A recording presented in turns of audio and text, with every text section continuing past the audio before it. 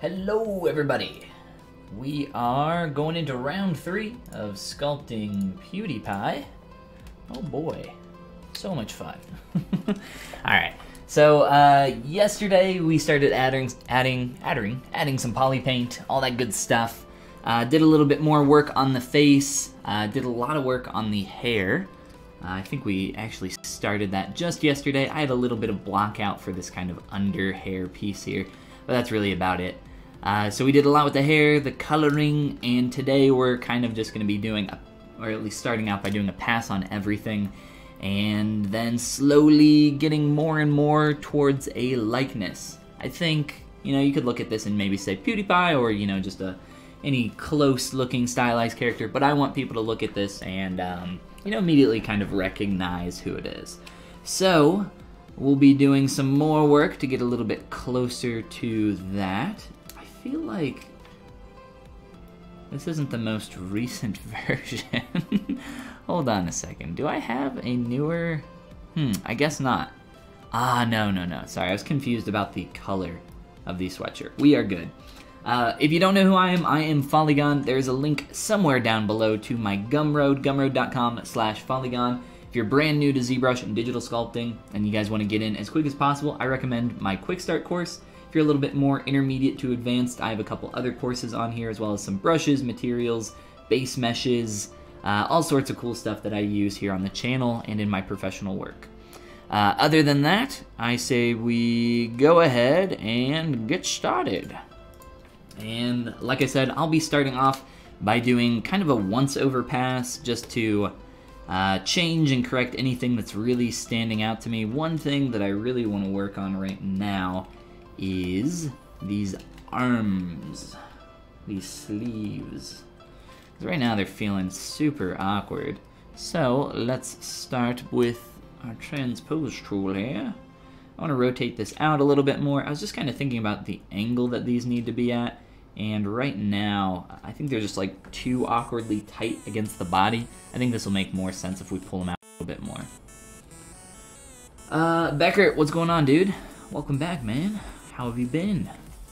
How have you been since our stream yesterday? What have you been up to? Working on anything nifty? Here, we'll put one-armed Felix over there for a minute.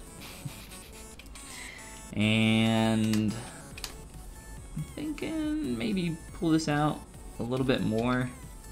I don't know. We'll have to play around with this angle for a little bit.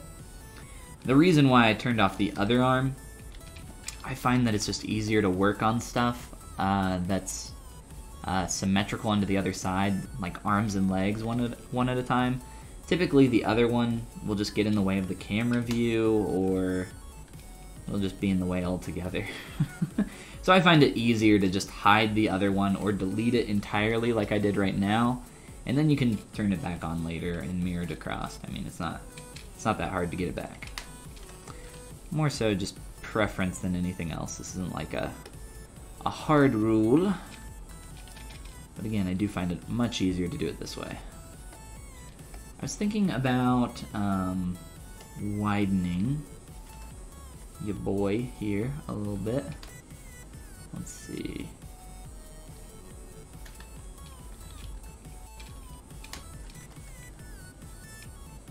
Working on a chair, a very nifty chair. Nice.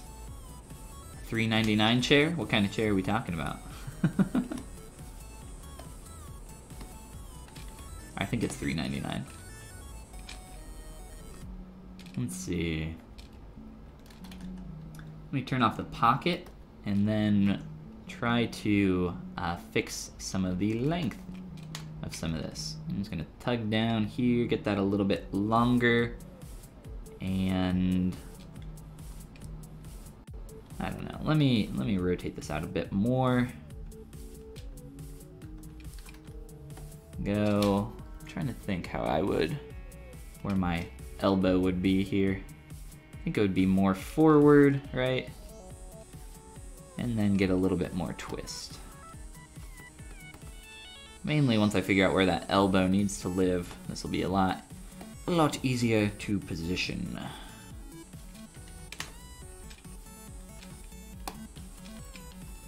And let's make sure this is gonna blend in all right up here. I don't think that should be too much of a problem, but the shape is getting a little out of whack. So let's turn off our poly paint just so we can see a little bit easier with this sculptural material.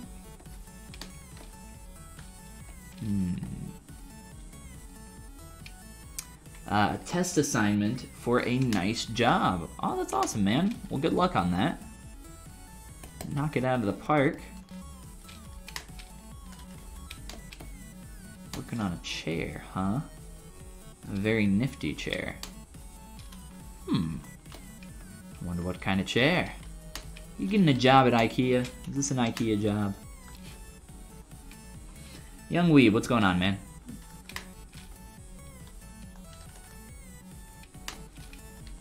What's up, not PewDiePie?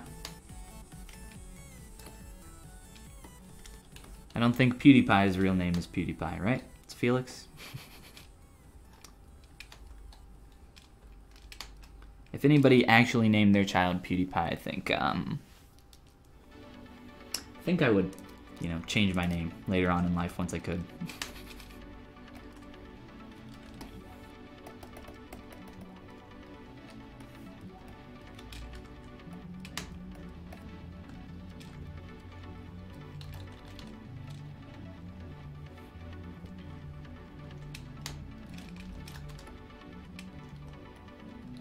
Alright, so now that we got that elbow placed a little bit better, I think we can now a little bit better here adjust our pocket where those arms need to slip in at. Let's just move this up a little bit and out, and also thin this forearm as well. I'm just going to use the smooth brush, just kind of drag a quick stroke through there. The elbow doesn't really matter. This is just like a common thing that happens in ZBrush. You start getting these curved surfaces when, right now, I probably want more of a tight crease through here. By default, ZBrush likes to try to make these really smooth curved surfaces, especially when you're using that smooth brush or a trim brush. Just kind of leans in that direction, so typically you have to go back through and do another pass, either with something like a pinch brush or, I don't know, clay tubes, use some masking. Some combination of those couple brushes typically work out pretty well for me. Let's continue to adjust here, and let's just bring our arm in a bit and mirror our arm over to the other side.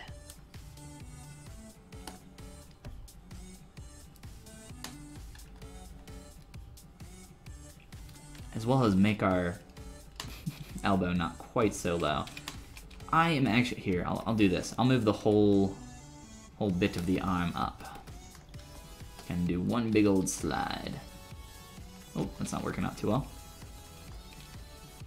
What is up? The molecules above me? Are you answering your own question? What is up with me? Well, I'm just sculpting away, dude. As I do. As I do pretty much every day.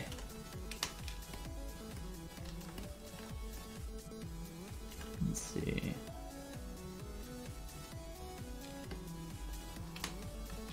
Alright. Now we can start reshaping some more of this around. I would like to get some folds started here shortly in the sweatshirt and sleeves. Or we could wait until we break symmetry a little bit. This isn't going to stay perfectly symmetrical, which right now, you know, pretty much everything is symmetrical except for the hair up top.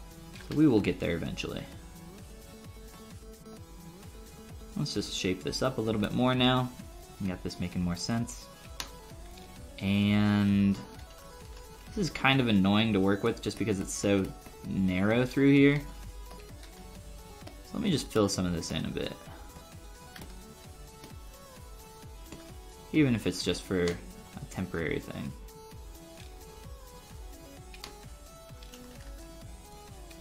Trying to get some ideas for a comic. Well, that sounds like a cool thing to be working on, man.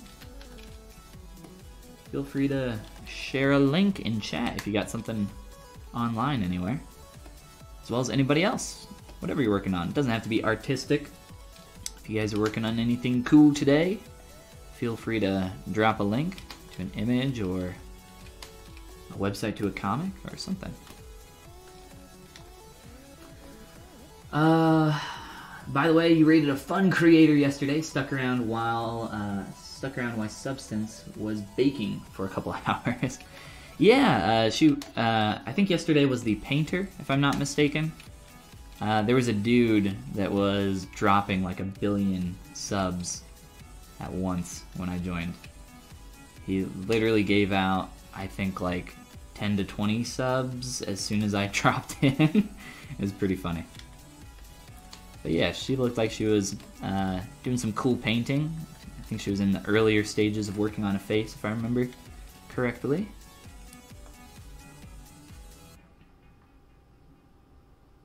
A pixel art comic. Oh, that sounds cool. My buddy used to be into pixel art, only because it was the only art that he could really do when he was making some games in Game Maker. Pretty simple stuff. He, I think he was working on some like ant simulator when I first met him. It was a pretty cool project though. Let's see. I think we want to go flatter, which also means that we'll have to go flatter for the arms, which are now connected. That's fine. That's really not a big deal, because they're never going to be seen on the inside, so we don't have to worry about it. Trying to get some ideas for the first episode. Ah, very cool. In the early stages. Well, that's where everything else starts, so good luck, man. Sounds like fun. Yeah, it was insane, for sure. She liked your work very much. Well, that's very nice of her.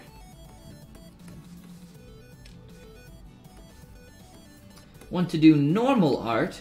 Well, there's not really such thing as normal art, is there? They're very bad at hair. Hair is tough. Can't deny that.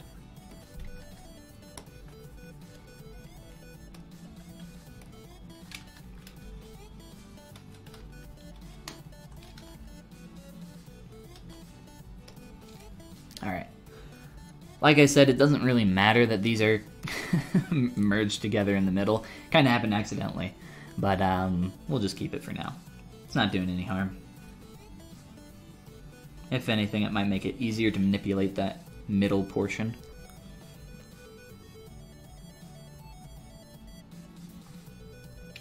Although that hole is kind of annoying. There we go. So, more so that direction. I was thinking about if I can select this shape. Trying to make that just a little bit wider. I'm kind of thinking about placement of where that would be, like right at belly button level. So I think that's probably a good placement for that. Let me figure out the rib hit, I guess, would be here or maybe a little lower. Probably about here. So belly button, I think that's probably pretty good, location-wise.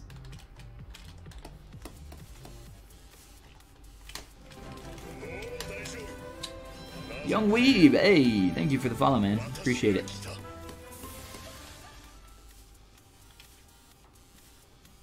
Wants to do normal art. It was a joke about 3D normals. That might be the case, I don't know. Labassi, what's going on? Welcome back.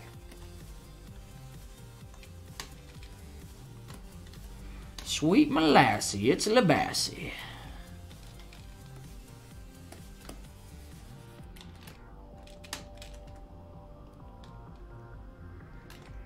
You know what? I think he's starting to get a little bit too wide in the shoulder region. He's not like a super buff dude. So let's I don't know, here. I'm trying to use my move brush, it's not working.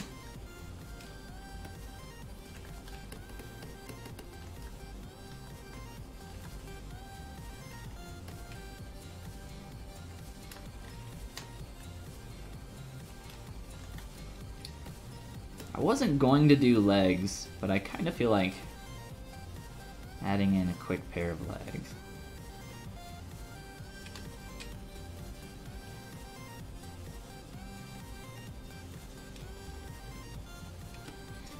Maybe later. Let's focus on what we have right now. Getting this up to a higher quality. And the puns have started. I didn't make a pun, did I?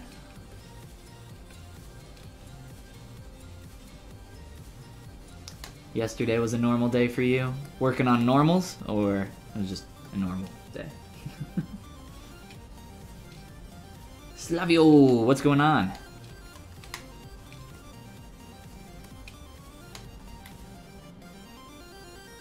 Get some more volume back here. This sweatshirt shape is like pretty awkward right now. I'm not digging it too much. I think it's more so the kind of connection point up here for the sleeve, and felt a little too boxy to me. Here, I'm gonna turn that off. Let's see. Let's try.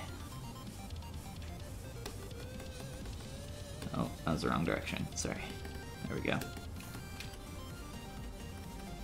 Trying to get a little bit more rounded around the rib cage. I don't know. It just starts to feel like. I think we'll just go more narrow overall. I don't think it's gonna hurt anything.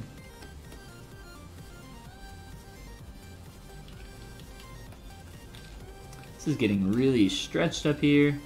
What I'm going to do is, let's see.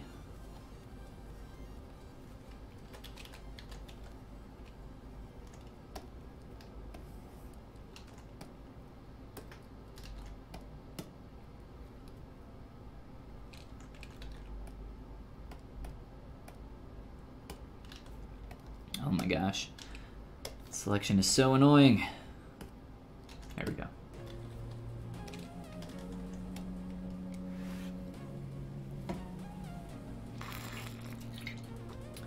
Well, welcome everybody. Since we got some more people in here and probably some new folks as well. Hope you guys are having a great Thursday.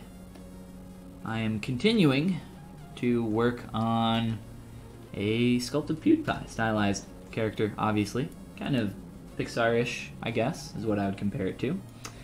If you have never been here before and you want to see the process from the very beginning, all these stuff that I sculpt here on the Twitch channel goes up on my YouTube, and there is a link to that somewhere down below if you guys want to check the rest of that out.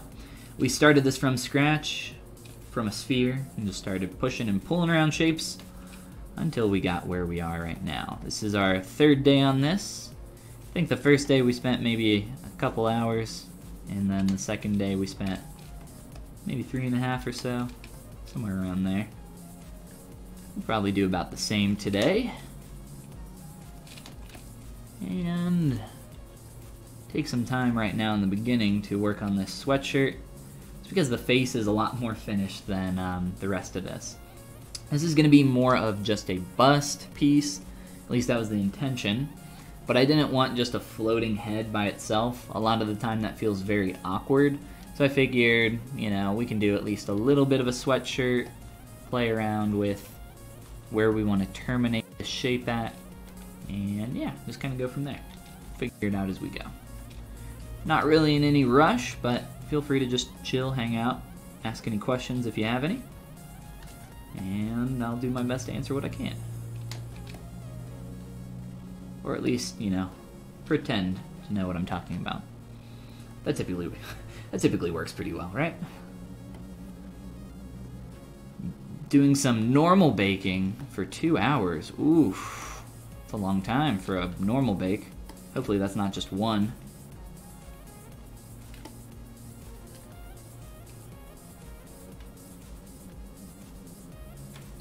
Yeah, too bad it wasn't a cake. Yeah, baking normals versus baking pastries or cakes. A little bit different, right?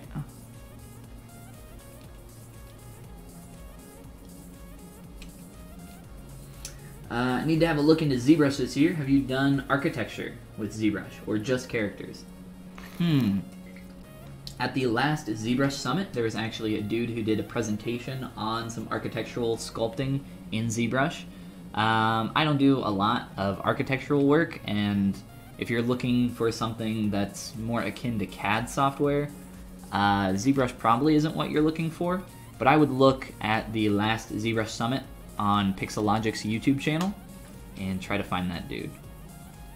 So you can see what exactly is capable, or what the software is capable of doing for something like that. I have done a ton of hard surface stuff in ZBrush though, not a ton of building or architecture related stuff. I have sculpted things like reliefs, and if you guys are interested in hard surface stuff in ZBrush, I shared this video yesterday. I recently did a video, live stream, where we went through from scratch, but essentially what this, we went through from scratch and made a hard surface object. What was it? A clock. Here's what the finished clock looks like. So that's like almost a 3-hour video. It's a long one, but it goes through just about everything in the ZModeler brush and a bunch of other hard surface tools and just general ZBrush tricks. Tricks and tips and all that good stuff. But yeah, check that out. It's on my YouTube channel.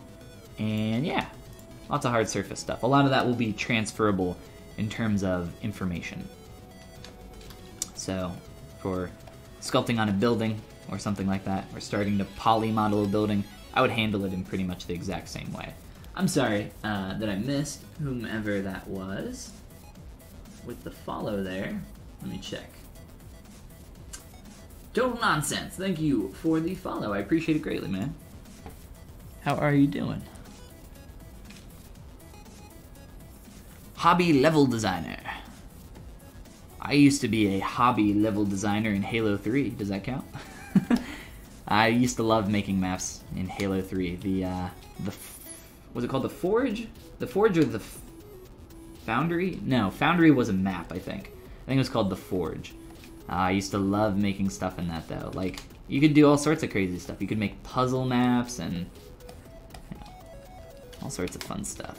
Actually, competitive maps, which is what I tried to do a lot of the time. It was a good time, good time. Yeah, absolutely, man. Hopefully it helps you out.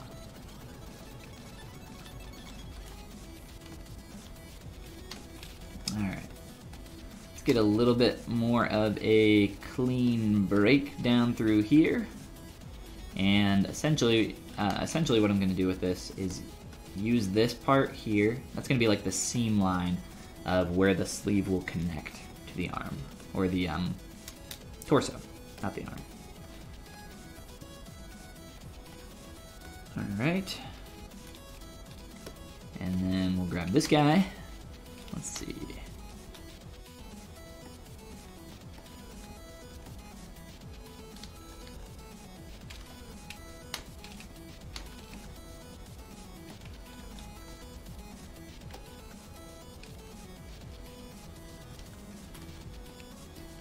And now it's just a matter of matching that shape a little bit better with what I have here.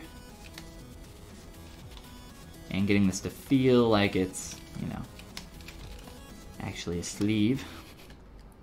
Paying close attention to my silhouette. Thinking about a lot of those good old fundamentals that we love to talk about all the time. Straights versus curves, tapered shapes, etc., etc. And slowly, over time, start to clean this up a little bit more. So now we have a bit more of a clean seam up here. And really it's just the separation between sub. If you guys have been on the stream for a while, you've seen me make seams before. I have a specific brush that I use for seams. I sometimes just sculpt them in manually with like a dam standard or something like that. And there's a lot of different ways to go about it. But for now, let's see. What kind of changes do we want to make to our silhouette? Maybe bring the arms in a little bit. Something like that. Maybe up a little. Feels a little bit closer to what I would expect. And then let's remesh a couple things and clean this up. Started to create your own Gothic Victorian 3D city, but recently did not have much time due to so much work. Oh, well, that's no fun. Always gotta have time for personal projects. Yeah, it's just inevitable, right? But you gotta make time, and sometimes you gotta sacrifice other stuff to be able to do stuff like that. Luckily, I am able to make time to come and hang out on stream with you guys every once in a while.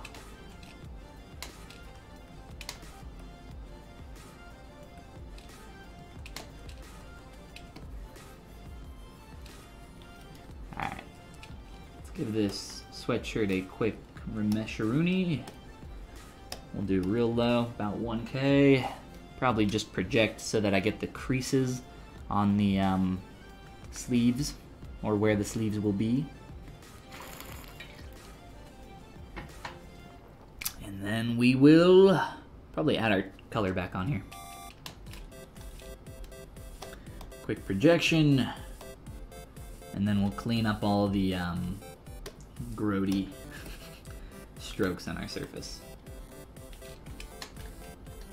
I kind of like the way this is wrapping down and kind of like blocking out the chest area.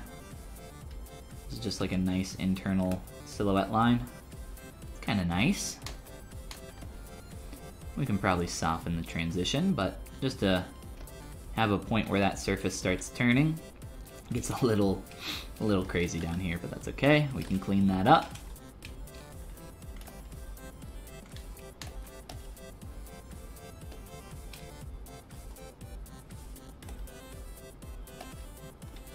Let's see. Alright. This is feeling much better to me. I'm liking this direction. Starting to get a little bit more finished look. A lot closer to the face, that's for sure.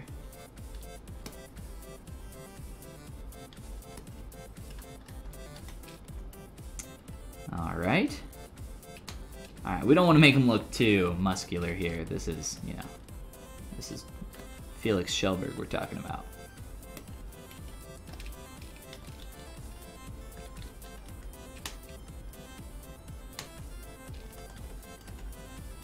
Silhouette's just a little out of hand right now, so a little bit of cleanup there. Check out the side here. I think, if anything, we could, you know, just get a little bit more curve back here.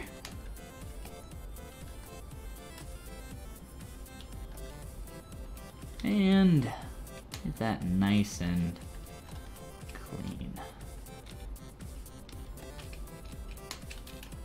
Noticing a little bit of waviness in the silhouette up top. I think most of that will be covered up by the hood, so I don't think it'll be that big of a deal. But just to make sure, you know, we're being consistent and paying attention to these forms, just in case something does slip past us later on.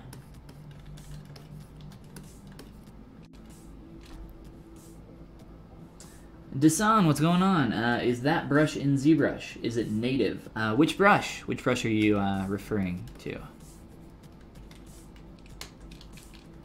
I'm using a few right now, not too many. Let's see, where do we want that? So we're coming down, around, and in. Alright, let's Let's maybe bring this in a little bit more. And maybe just shrink the upper arms. The upper arms feel a little bit thick. Here. Let's see, how do I want to shrink these?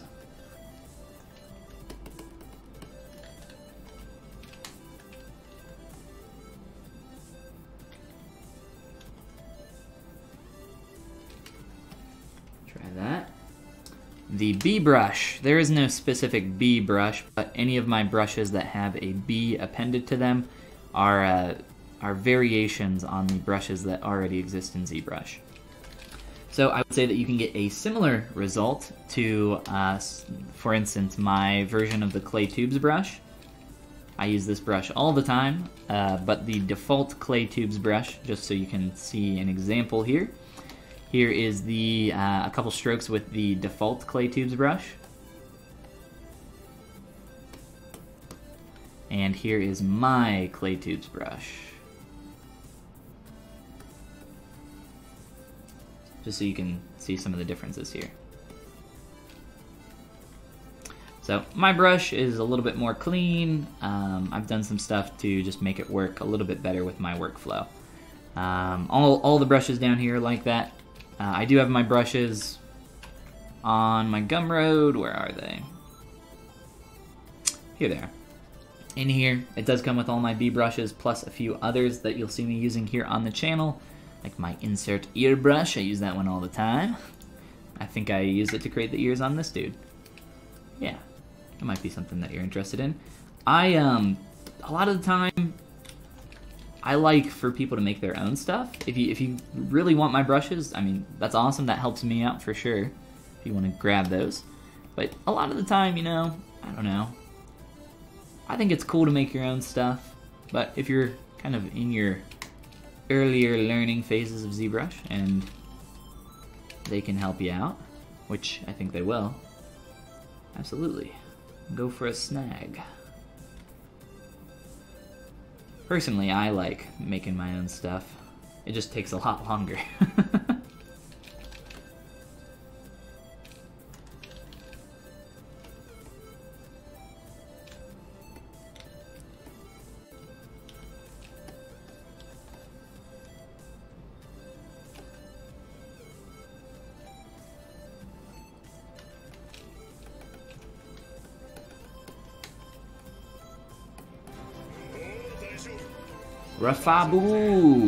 Rafabu, thank you for the follow.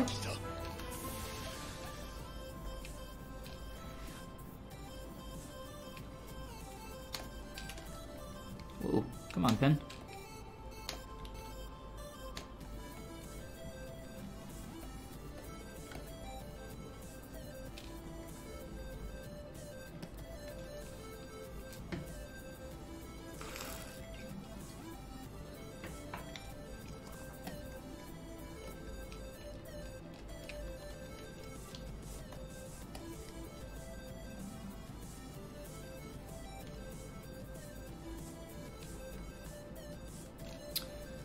Let's see, just so I can shape up the sleeves a bit better,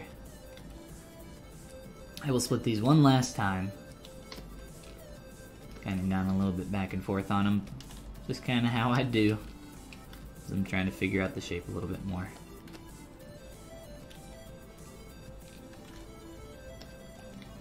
I don't know what is going on with my resolution on this Dynamesh. Maybe it's a little bit big. It's fine. We'll make it work. I'm just trying to get like a little bit more volume towards the bottom portion so that when we go to get some folds in here, it feels a little bit more kind of sweatshirty. Less just like a tube, which is what it feels like right now. Let's see.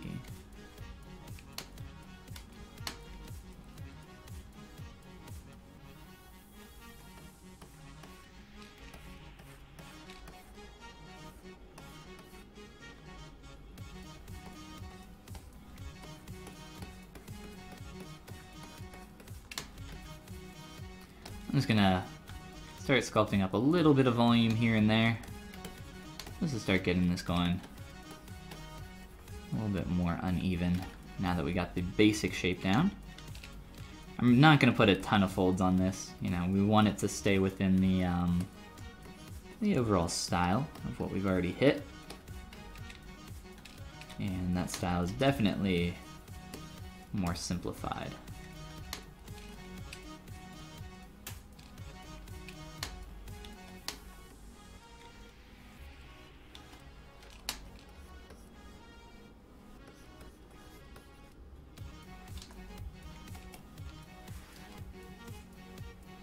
Your mask is invisible. Any ideas? Yeah, that can happen through a couple of different things, but just come down into your masking here, and you got your mask. This will be untoggled. I'm trying to think what the most common way that gets turned off. There's no hotkey for this, but there's like an operation that you can do. I think if you select something and then mask this, or no, wait. Okay, so here, I have just this shown, and if I mask this, if I clear this mask, it'll toggle that off, and if I show the object, part of that should still be masked. So it's like a little bit, that's the most common way that happens. Just come in here, toggle the view mask button again, or what you can do is just mask something a little bit, and it'll show your old mask as well. That's right, guys. I know everything about ZBrush. No, that's not true. But I have had that issue more than a few times myself. I'm sure that's what your problem is.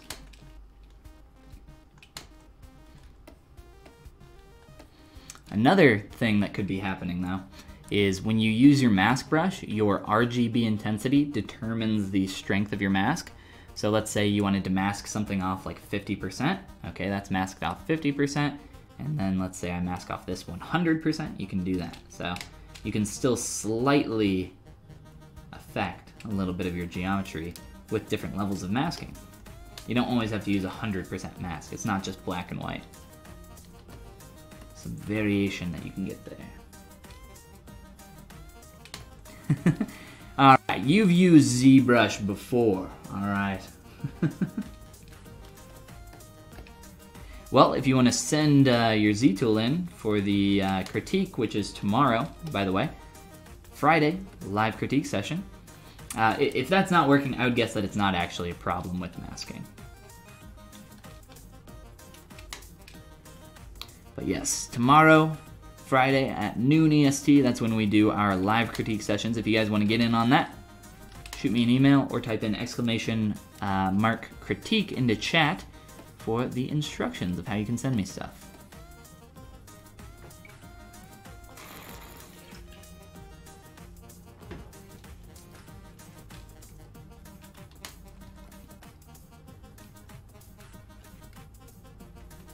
Try switching brushes. You could have backface masking, or you could have any other auto masking object on, like topological, polygroup masking. There's a bunch. It might not be an actual mask issue. It might be something else. Or if you want to just shoot an image into chat, we can all take a look.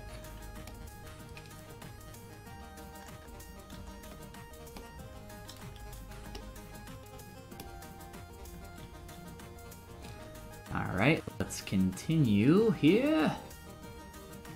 Just to make this easier on myself, again, we will say goodbye to you and to you. Beautiful.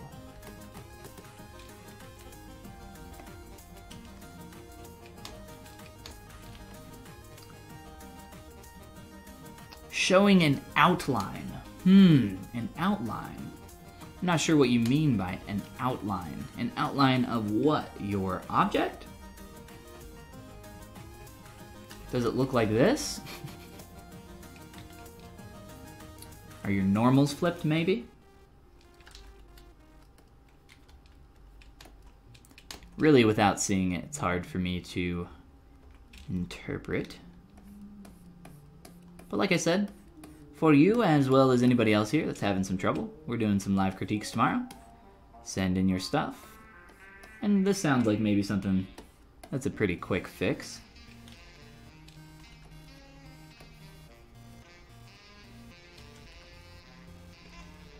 Make sure that it's, to kind of like narrow down the options, I would grab like a new object and start sculpting on that. If it's still doing it, then it's not a problem with your brushes, it's a problem with that specific object or some other function that you've toggled on for that specific object. Take a screenshot and we can check out your outline. I'm not sure what you mean by that.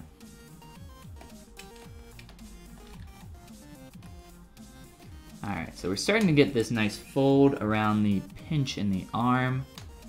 It's kind of the main one that I wanted to get.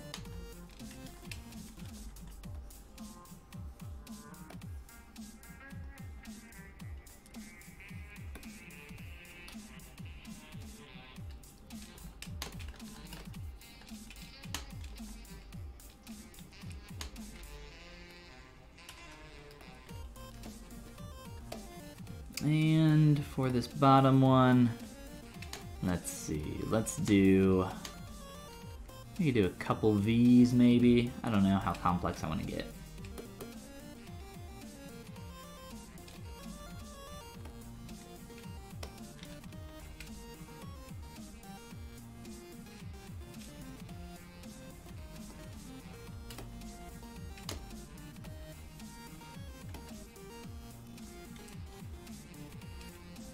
Trying to soften that a little bit more. Do one more quick pass here. A little bit more inflate. And just fade out between that.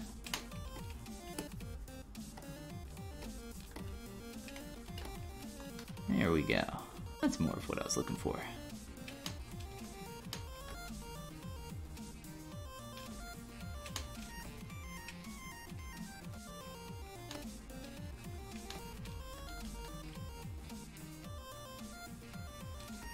Elbow feels, arm feels very wide from the profile, and just specifically here down in the elbow as well.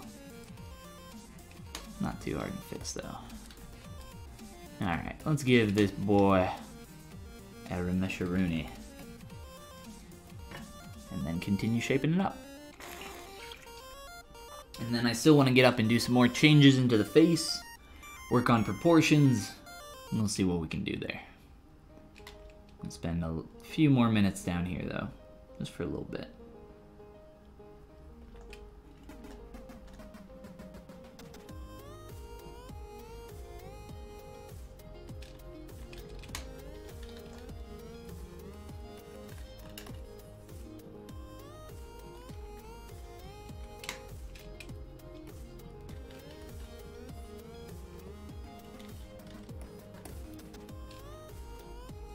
Alright, that's starting to feel a little bit better.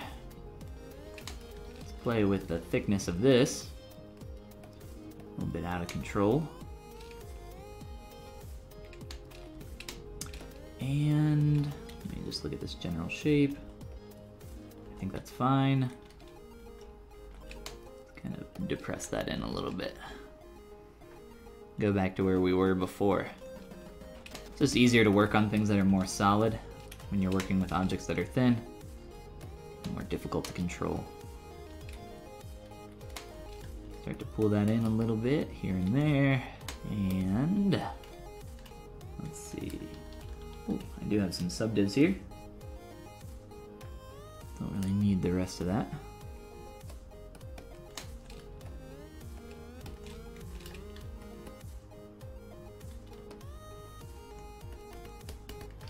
And let's just continue to shape this up.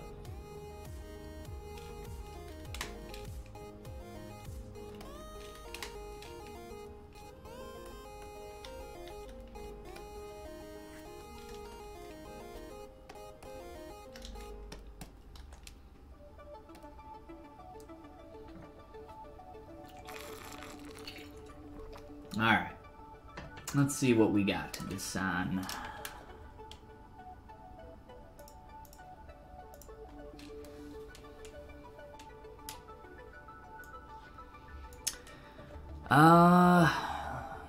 An outline. It looks like the mesh is not actually connected there. It looks like these are two separate subtools that you might have split on accident. Open up your subtool palette here. Click the solo mode button and take a look. Or, if that's not it, shoot me the Z tool and we'll figure it out real quick. It doesn't look like, it's not really an outline. That looks more like the geometry was actually sliced and you have two separate objects there. And then you might have something on one of your brushes. There's a couple things that it could be. You could have something on one of your brushes that's doing an auto masking feature, but it's definitely not a mask, so it's definitely not a masking issue. You do have separate objects for your eyes and eyebrows. I don't know if you have separate subtools though.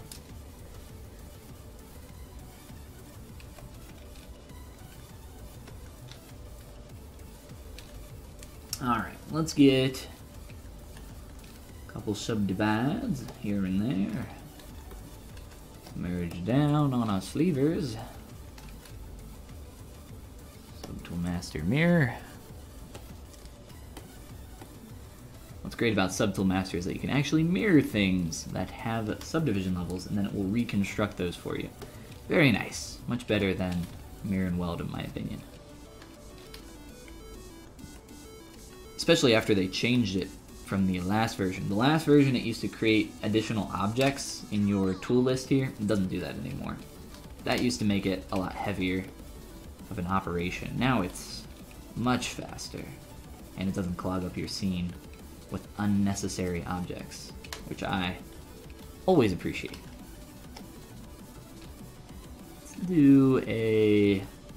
Let's try doing a thing that I haven't done for a while.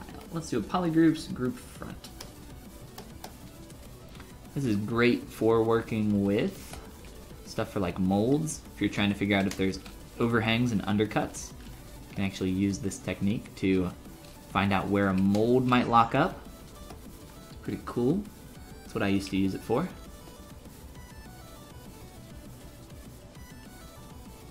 Haven't sculpted an actual mold though in quite a while. You could use it on a positive piece as well to figure that out. Alright, so what I'm gonna try. I don't know how well this will work exactly or how well it will look. It will work. Let's just delete this. Group loops.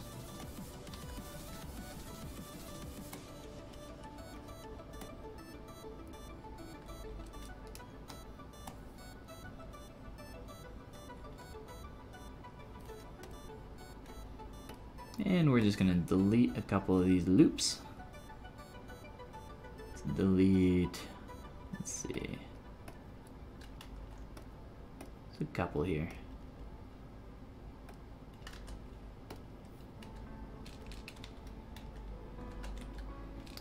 And then I'll just add some quick thickness here with an extrude all polygons.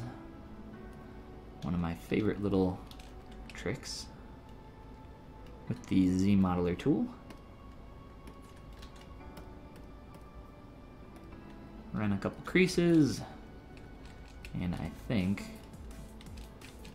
we'll be in a good place here.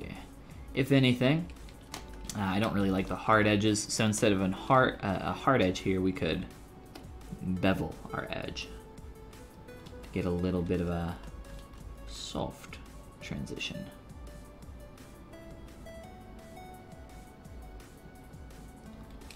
Something like that.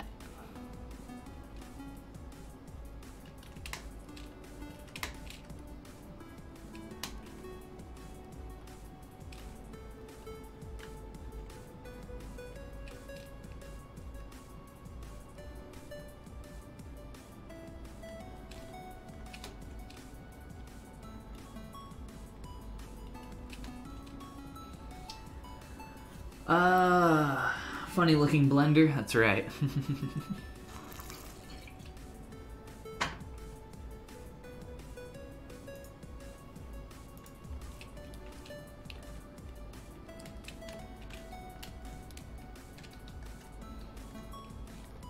Alright, let's get up on our face and do some proportional changes up here.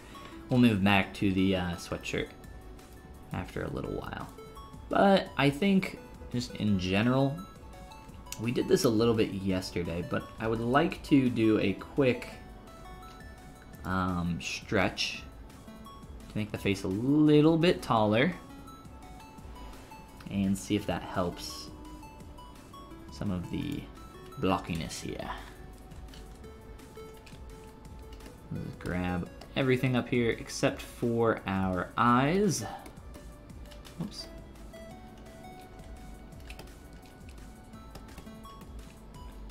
And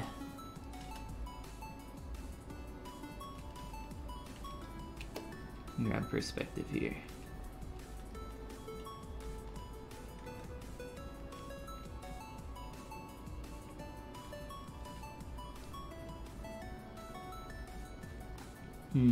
I think maybe more so towards the lower portion of the face. Here's what I'm gonna do. Oops, wrong brush.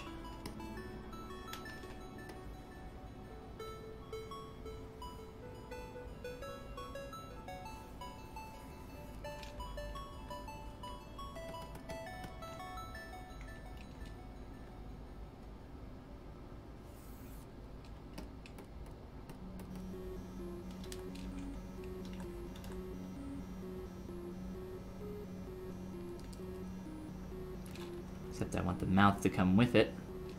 Problem with trying to move multiple objects at once is that, you know, you have different level of resolution for all your different subtools here. So some stuff is going to stretch and bend really easily, while other stuff like this high resolution beard down here that I've dynameshed together is not going to move quite as well. This is a hydro flask. This is a hydro flask, yes.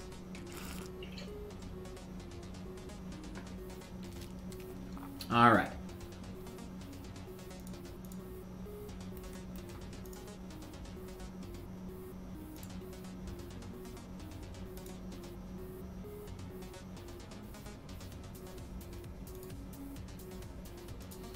Desan has shot us the Z tool, so I'm guessing it was not a separate object. Let's see. Very quickly take a look at what we got. The problem up in the face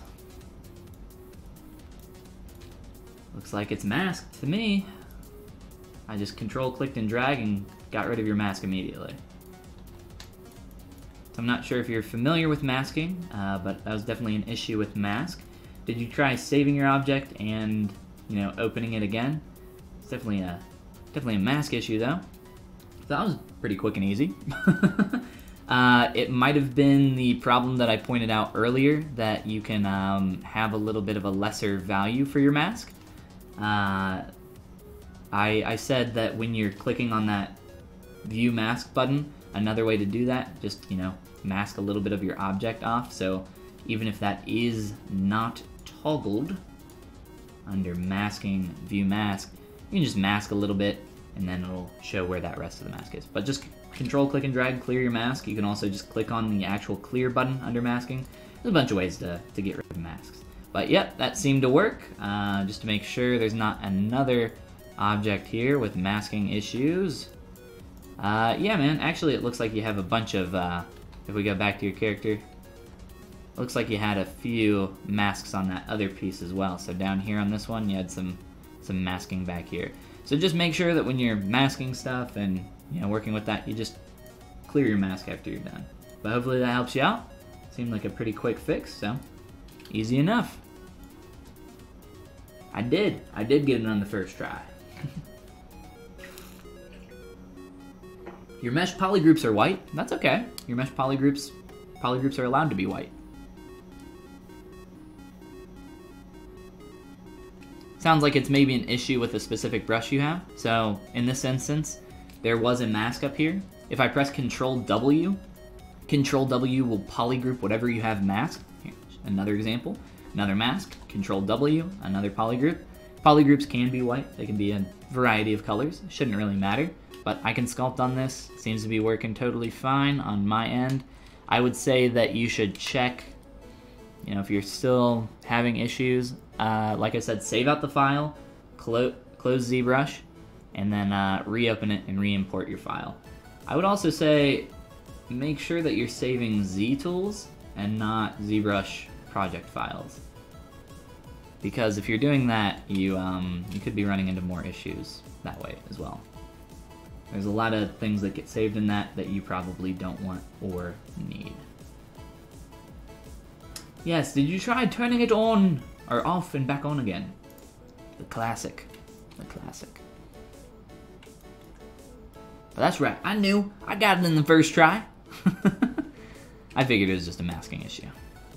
No worries though, that's a quick one. Quick fix.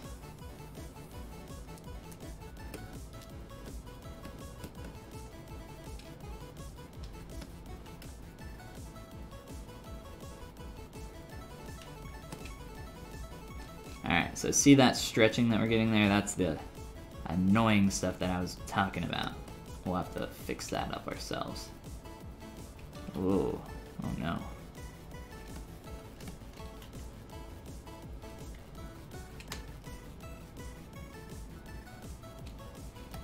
Alright, so a little bit taller in the face. Let's see if that helps out a little bit. T-pose back. And stretch out that face. Nice, nice, nice. Perfect. Just stop right there. We'll have to obviously move a few other things around and probably resculpt a little bit on the beard. But the longer distance between the lips and the bottom of the jaw were the main area that I wanted to elongate there. Definitely feeling closer. Can I make the top of his head even taller without getting too wonky here? Let's find out. Let's find out. Is that too much? Is that too much? I don't know. He's very PewDiePie now. Yeah, he's getting closer, slowly but surely. That's what we're doing today, trying to work on the likeness a little bit more. I think the taller forehead feels a lot better to me. So we're in a process. I think during our first stream, we're in the process of, you know, getting the kind of blockiness of his face. But the more I did that, the more we like got away from appeal. So I was like, screw it. I'll get some more rounded shapes in there, get some more volume. That ended up helping a ton. So now I'm trying to push a little bit back the other way. And it's definitely feeling a lot closer to me. I think the taller face helps a lot. Even though, you know, he's got a very, very tall head back here right now. I will have to, like I said, there'd be some manual adjustments to make back here. Which isn't a huge problem. It's pretty easy stuff to fix.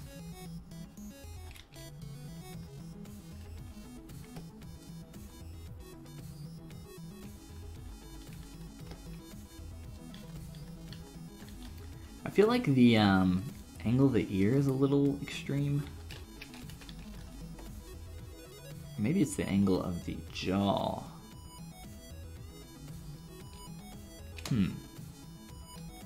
Let's play with this a little bit. Right around here.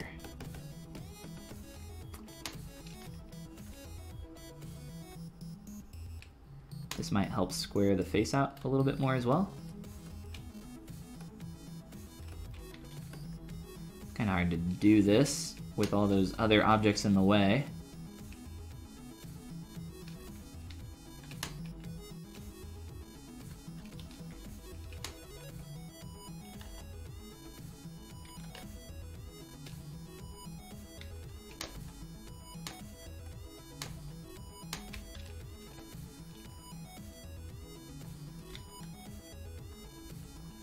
Obviously there's some stuff that we need to fix here.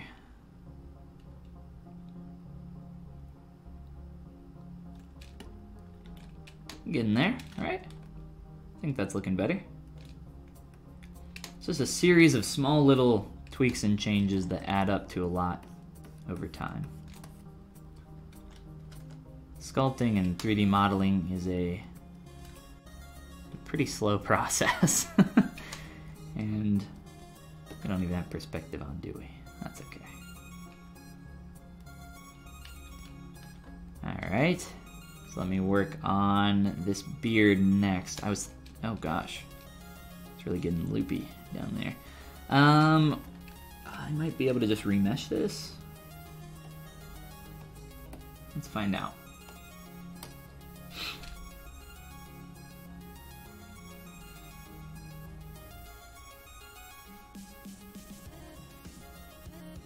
Have your submission for critique. Oh, sorry, I missed your message there.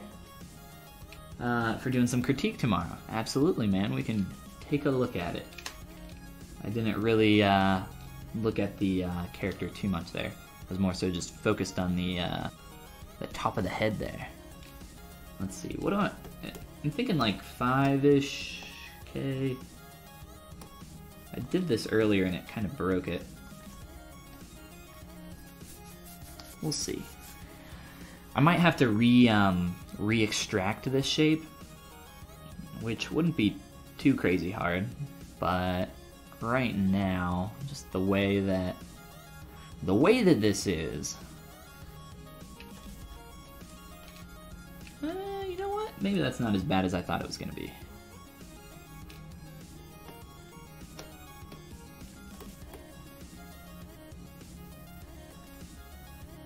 You know what? I think we will keep that. Never mind. Who needs to redo anything? We're good. We got this. Alright. Let's just do a little inflating in some specific areas.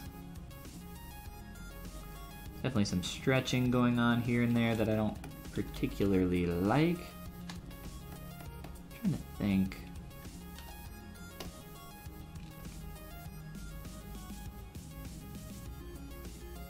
Ooh.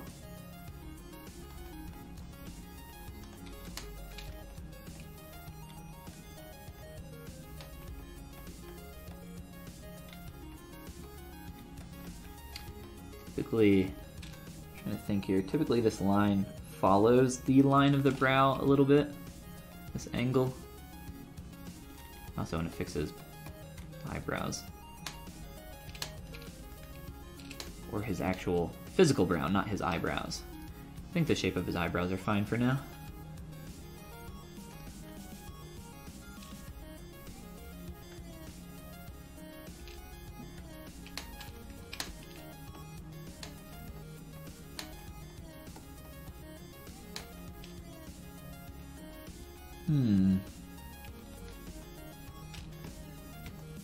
I think the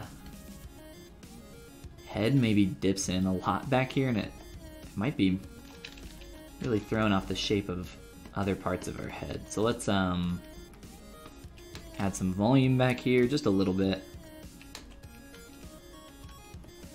just to make sure that we're not getting incredibly thin. The silhouette shape of the neck. I was thinking about this earlier.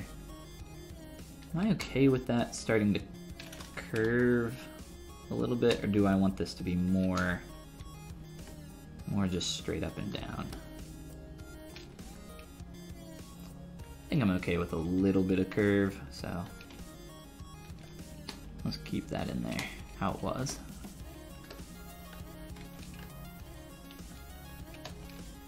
And then the back of his head definitely needs some help.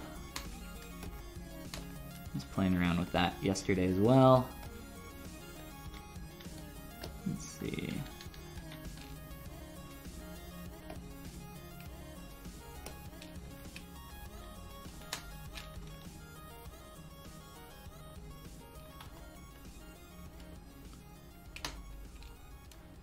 I think we need to turn off our hair for a little bit up top, so we can fix some of the shape of the head back here.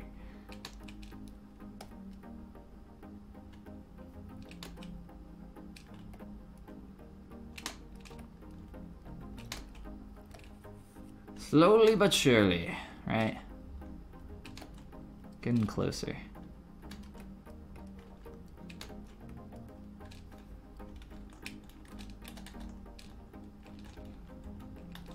There's definitely some like awkward, there's some stars right here that are really messing up my geometry. It's okay, we'll make that work.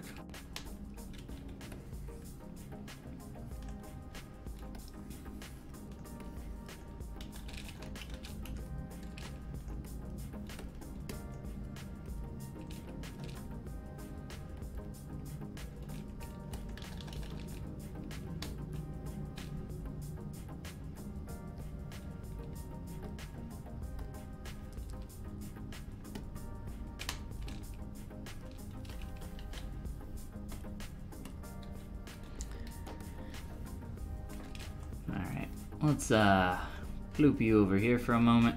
Obviously I think the proportions of his body are just a little bit too small. I think we need to change that in general. I'm starting to notice that now that we're working on some other stuff for a little bit. It's typically how that works. Take a break working on one thing and then start to notice where there are some errors in something else.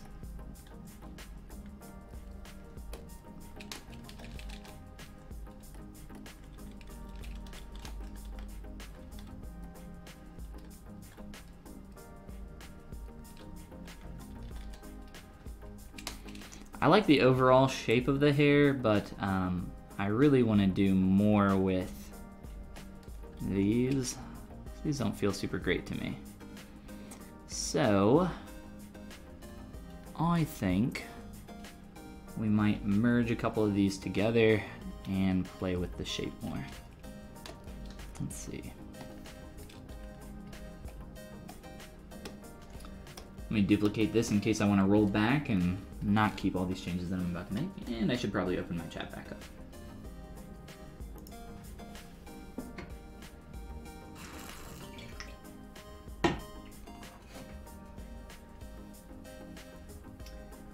There was something wrong with the quick save. It copied, it loaded a Dynasphere and pasted it, and it was okay. Loaded a Dynasphere and pasted it, and it was okay. Well, whatever it was, I'm glad you got it figured out. Typically, I don't know if it was probably just something that you needed, like I said, save it out, maybe reopen it in a new version of, not a new version, but a fresh scene in ZBrush. Go from there.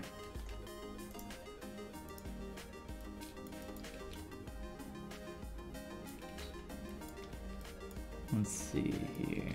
Let's do these two, merge them together. My main issue with this right now is that it's just visually, I think, too much going on. And breaking these up, making them bigger, I think is a good idea. So let's take something like these, just do a quick Dynamesh on them, and we can sculpt additional form for sure. That is not an issue. It's really easy for us to do.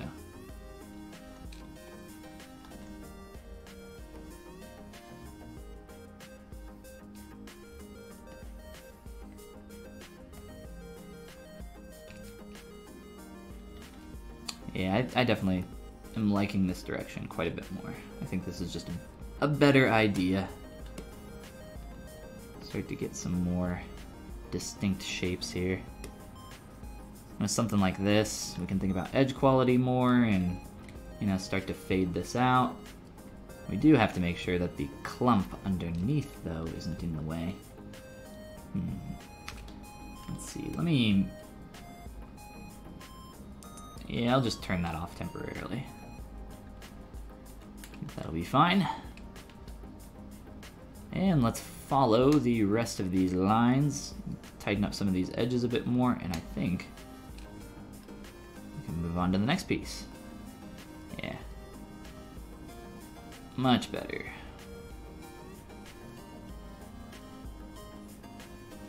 This is getting a little busy.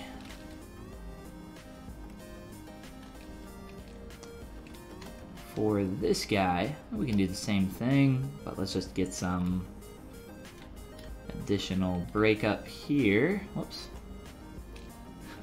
This is why I use lazy mouse, guys.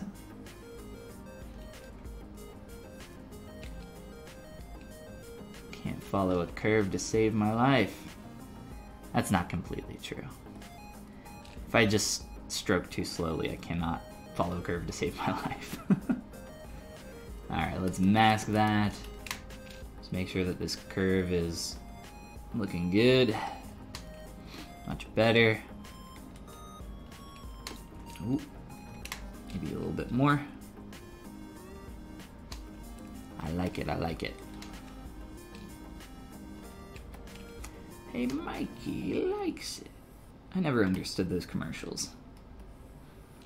The Life cereal commercials. I don't think the Life cereal commercials understood the Life cereal commercials. Drawing some freehand stitches. Ooh, sounds like fun. I am enlightened. You're being enlightened. Well, I don't know if I've ever been enlightened myself, so congrats. Congrats on reaching peak enlightenment. Let me know how it is.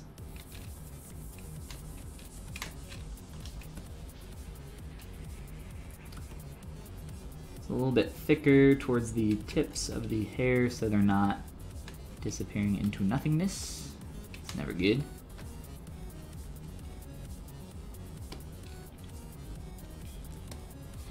This is one thing that I try to do with my strokes, as you know, for each individual stroke I make, I try to fade it out a little, but for something like this too, as like a tight curve or a pinched area comes around, starting to fade it out over time really helps to keep something from getting too uniform and feeling the same throughout the entire length of the object or the specific stroke. So just be thinking about that while you're making, you know, similar stuff. I try to do this in, like I said, just my individual strokes. So we don't have just a solid stroke throughout. You know, it fades out over time. Looks a little bit nicer.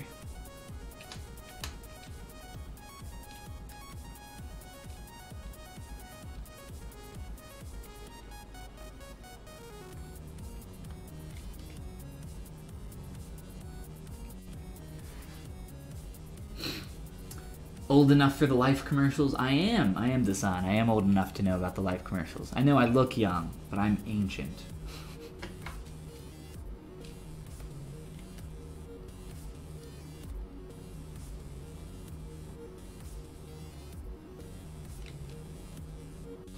I'm not liking the way that that is meeting up there.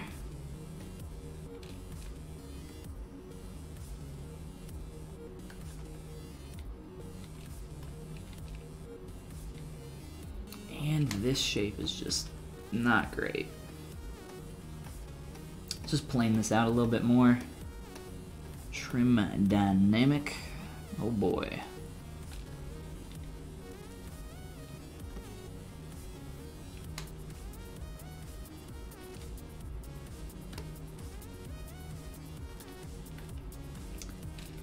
It's starting to get a little messy and stretched down here.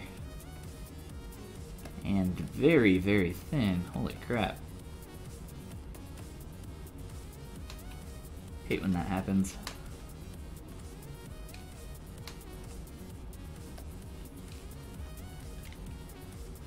That's not doing what I want it to.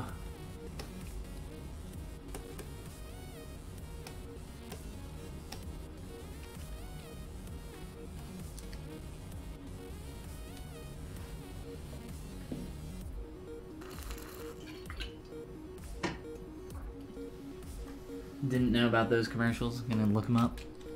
They're nothing to they're not like really worth looking up in my opinion. Like I said, they're pretty stupid commercials. I randomly think about old, like a bunch of old school commercials. I often get the there's this board game when I was a kid. It's called Perfection, I think. I always get that one stuck in my head. It's like, put the pieces into the slot, make the right connection. Something, something, da da da da. Pow! And then his like chest explodes with all the pieces in the game, and it gives you nightmares for the next 20 years of your life.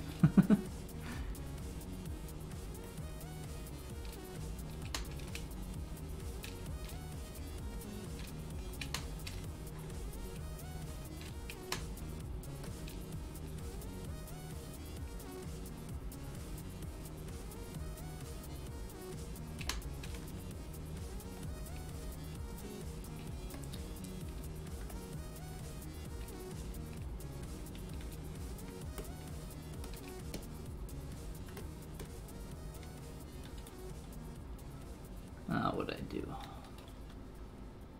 Turned on a bunch of stuff that I don't want on. That's what I did. Nope, go away. You go away too. Alright. Ah! What have I done? This is just getting messier and messier. I'm gonna leave that one for a minute. We'll come back to it. I don't really want to split it back up. I'll probably just inflate the point at the bottom where that's freaking out. Let me just work on a couple other pieces. Let's see. This is gonna bother me until I fix it.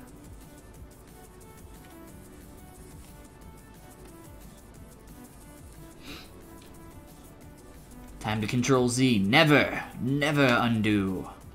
Never give up. Never surrender. That's right. I'm full of old quotes from stupid movies and TV commercials.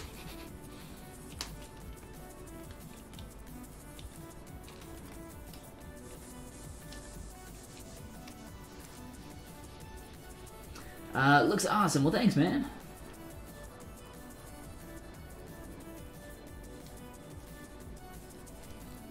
Yeah. Most of the time, like if I mess something up that I don't like, I'll typically just like re-sculpt a bunch of it. Because it's just faster and better for it. If it's like really bad, if it's like unfixable, of course I'll, you know, Control Z and undo it. Most of the time, stuff is salvageable. Like this, you know, I could undo this, but instead, I already have form that I've started to, you know, lead this direction, so I should work with what I have and try to fix it. But if it gets like so bad that it's just not workable anymore, it's not worth your time. That's typically when I'll swap over to the old version. That's why I duplicated it as well, so I could just re-grab it if I need to. I want to try tying that up under there a little bit too. I think that'd be cool.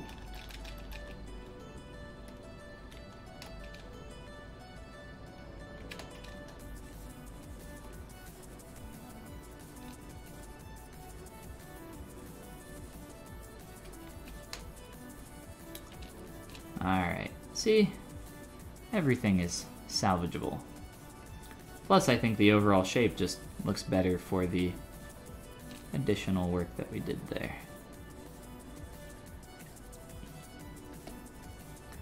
Like, if I had to get rid of one major feature from ZBrush, like I wouldn't be too heartbroken to lose undos. It wouldn't be the end of the world, I don't think. Like if the undo operation was never invented. What a world we would live in. No undos. No backspace key.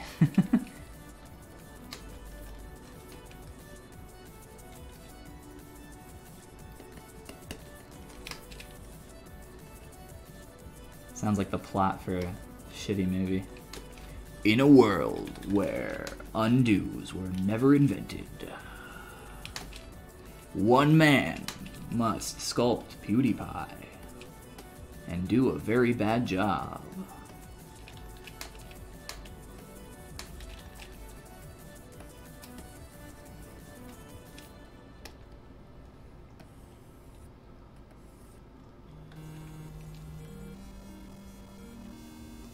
Hey, we're getting there. One stroke at a time. That's starting to feel a bit better. Let's fill our material and color back in.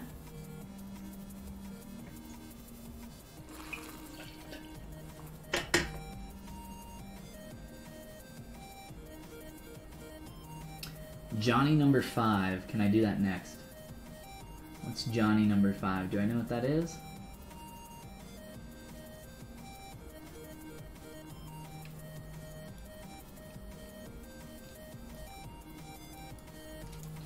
Third stream today. Oh man. Racking up the streams. It's a lot. Going cray. I'm going cray over there. But I'm great, man. Thank you for asking. I'm trying to think if I want to merge these. I guess. Sure. Let's just do it. Let's just go crazy here. Crazy good. I'm just gonna merge backface mask and pull and stretch this together. Hoo hoo hoo, that's fun.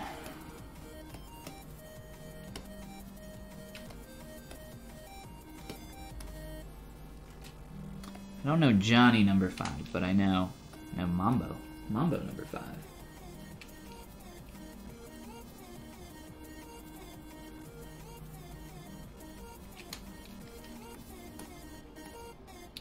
You have no recent broadcasts.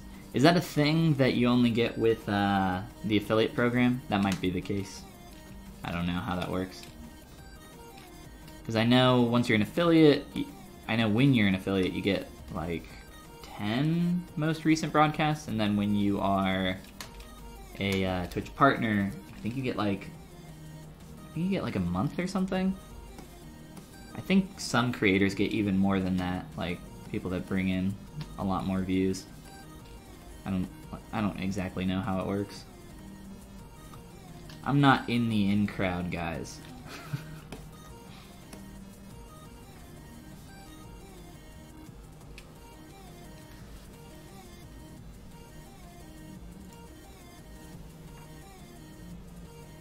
Oh, is Johnny number 5 from Mystery Science Theater? Is that what he's from? Is that what I'm thinking of? Or am I thinking of a different robot?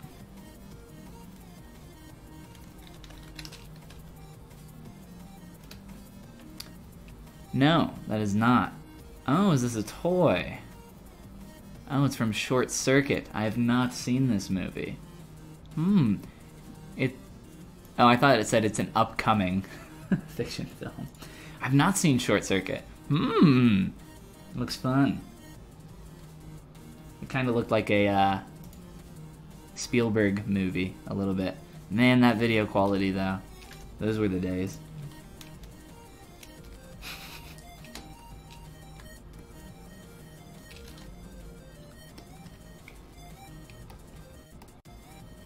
Oh no, stop. I did not mean to click you. No! This is gonna break. Nice. Trying to delete. I guess it was deleted? Okay, that was weird. Maybe I like double tapped it or something. Alright, so we are going to take that and just widen it, I think. That is, yeah, much better already. I haven't lived, it's a classic. I have not lived because I have not seen this one movie from 1986. Jeez. What have I been doing with my life, guys? Alright, you know what, we'll all watch it right now. Is it on Netflix? Can we all just hop on Netflix real quick? Can you stream Netflix? I'm guessing no, right? I bet there are people that try to stream watching movies. Probably doesn't work out super well for them.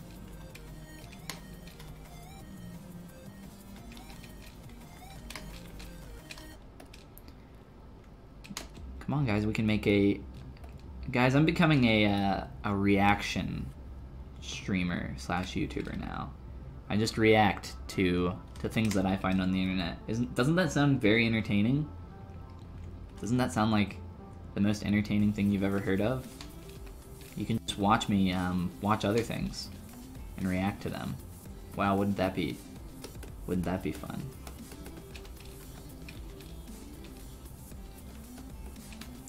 I don't know if you can tell from the tone of my voice, but I'm being very sincere right now.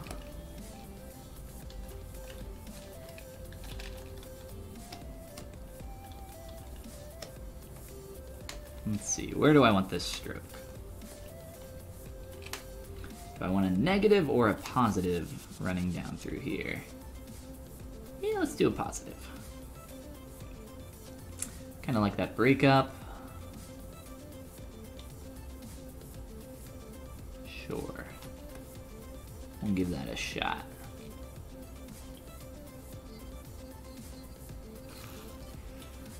Watch it and repent for your sins. What's going on, McNasty? R.I.P. Short Circuit 2 is on Netflix. Ah, the sequel only. That's how they get you.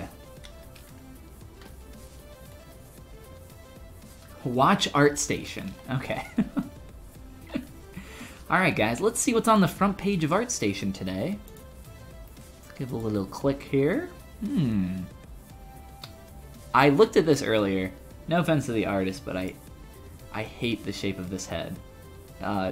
It's just disturbing to me. We'll do some more reactions. This one, you know, not as bad. Still kind of in the same vein. This reminds me of something from like a Leica film, and I don't know. I'm not a huge fan of this. That shape in general. Oh, oops, we accidentally closed it. Let's do some more reactions. Wow, look at this whale guy. He's fun. Am I doing it? Am I reacting good? Well, this is cool. I have not actually seen this. What else we got? I typically mainly look for the 3D things or any cool 2D concepts. Wow. Ew, that's grody. He's fun. Anubis by Marcelo. Guys, go check out Marcelo and his Anubis sculpt. It's fun. It's alright, you know. It's there. Got some good abs going on. There's some nice anatomy in this. I'm into it. I like the headpiece. That's pretty cool. I'm not a huge fan of the schnoz and face of this dude, but other than that, very, very cool. Alright, and that concludes our shitty reactions. Wow, wasn't that a trip? We'll never do that again. Alright, let's see. The extent of reactions that you'll get from me are me talking to myself and critiquing some stuff here on the channel on Friday, which is tomorrow.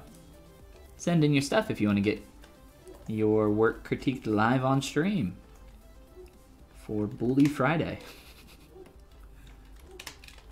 And if you don't know how to do that, you just have to email it to me, follygon@gmail.com, or for more instructions, !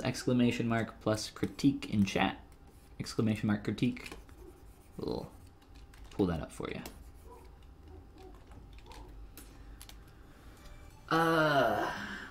Distracting me? No, you guys aren't distracting me. Chilling and working on a sculpt, McNasty. Sounds like fun. I'm always into it. Can you post a link? Absolutely. For sure, for sure. I mean, I guess. Depending on what it is a link to. Let's see.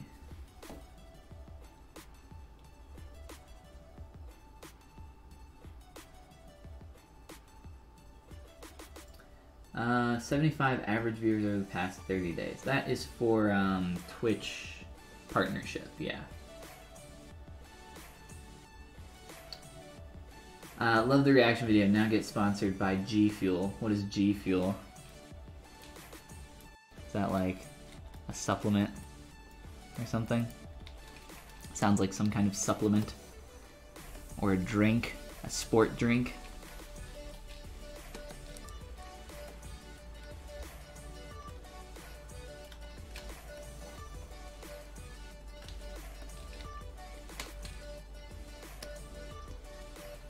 Wait, hold on. If reaction channels get sponsored by G Fuel, and you know this, Becker, does that mean that you watch reaction channels? Is that what I am to conclude here? This is where my train of thought has led me.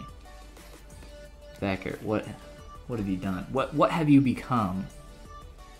You can't go down this pathway, man. This is a dark path. First, you're just watching. It's like a gateway drug. First, you're just watching reaction channels on YouTube, and then all of a sudden you're watching Leafy and Rice Dumb, right? That's how it all starts.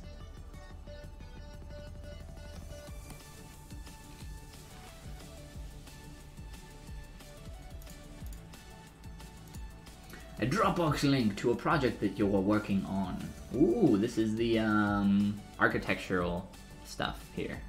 Does this play? Cool, let's check it out. Ooh, fun. It kind of reminds me of the Game of Thrones city. Or... kind of looks like...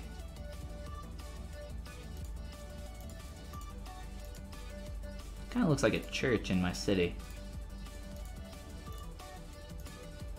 Very cool, though. I'm not sure what program this is. I think you might have mentioned earlier. Why can't I close that? Very cool, man. Looks like fun. I love me some hard surface stuff. Let's do a quick crease here. And nothing. Let me leave that for a minute. Go back up to this one. So what I did here was I used poly groups to essentially remesh to get an edge loop there. And then I deleted, or I'm sorry, I creased that edge. I'm thinking right now if I should delete some of these. I don't know if this will actually work. But this is a technique that I used to get, yeah, I didn't think this would work. Yeah, there we go. I'll delete that one. So it's just a technique so you can, control where your edge flow is a little bit, and then I like to crease those edges after the fact, just to get a little bit of a sharper shape there. I'll probably subdivide and like smooth that out and fade it more towards the end so it doesn't look so awkward. I don't know why I'm talking about it and not doing it. We can just do it real quick. So just soften a little bit too much. Soften this up, and then down through here. Think about, edge quality, right? So we fade that out even more. So instead of manually sculpting a pinched area, you can kind of, I'm still manually like smoothing it out, but you can be a little bit more precise this way, I think.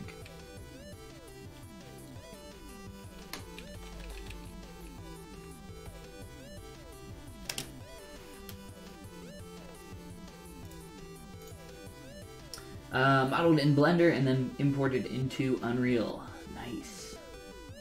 And you can run around the city. Nice, that sounds like a lot of fun.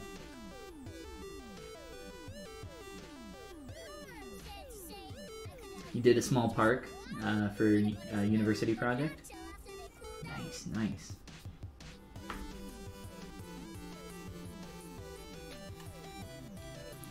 Yes, something of that scale definitely takes quite a bit of time, especially if each building is unique.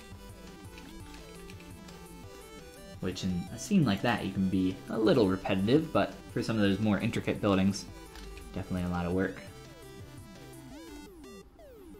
Alright, I think I was gonna try slicing this up, but I think we'll just do a quick remesh. And project, so that I have something more clean to work with. Right now, this is just too dense. Let's see. Can I go lower than that without breaking this object? Let's find out.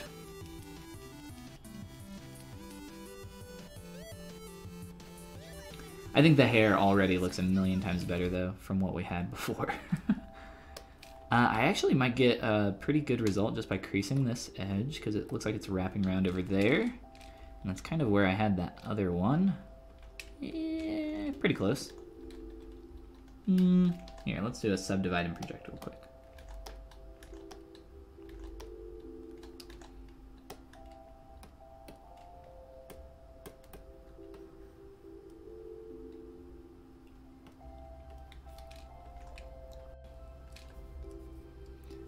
Yeah, this just feels so much better.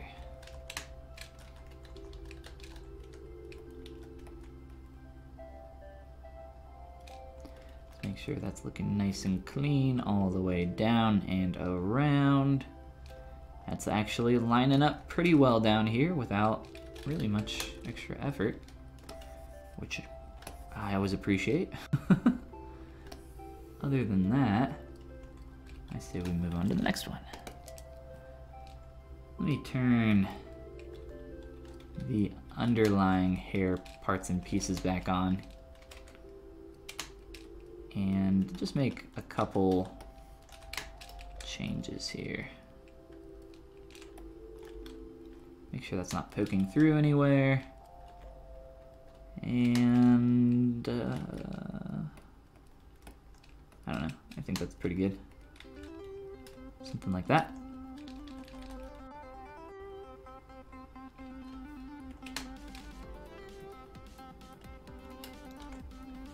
This keeps annoying me. Keeps swapping colors. Do I have an extra thing down here? I do.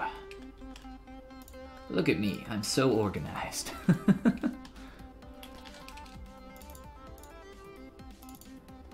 There's some proportional changes that we need to do down here. Kind of bothering me.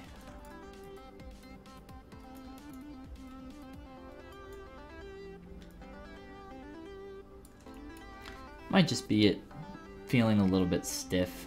I don't know. It's probably a combination of the two. Alright, last one. I'm just going to merge these together, sculpt over them a little bit more. And yeah, we'll go from there.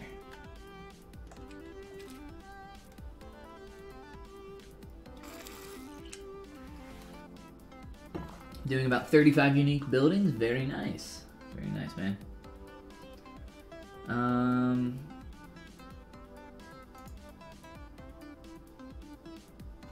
Gonna be doing some 3D printing, possibly. That would be pretty cool. There's actually, I saw this project online where some dude is, where did my subdivs go? All right, never mind. Some dude is modeling famous cities around the world and then 3D printing small like mini versions of them, and you can buy them online. I think it's a pretty cool idea.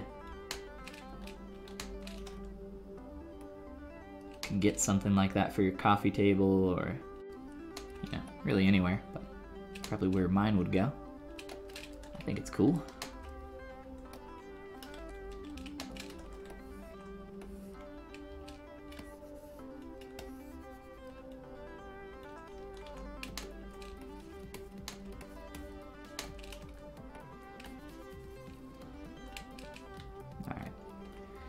Get a little bit more shape here.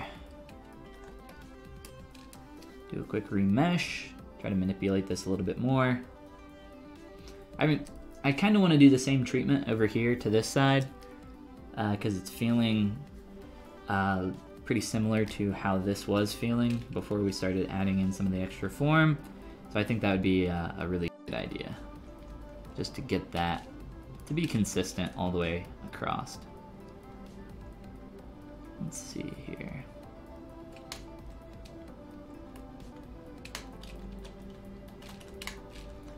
This gets incredibly thin,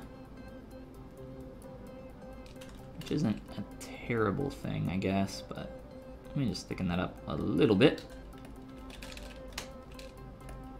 Alright, for this one, again, just kind of the last quick one. Probably won't do too much here. Some awkward stretching going on there. That's always fun to deal with.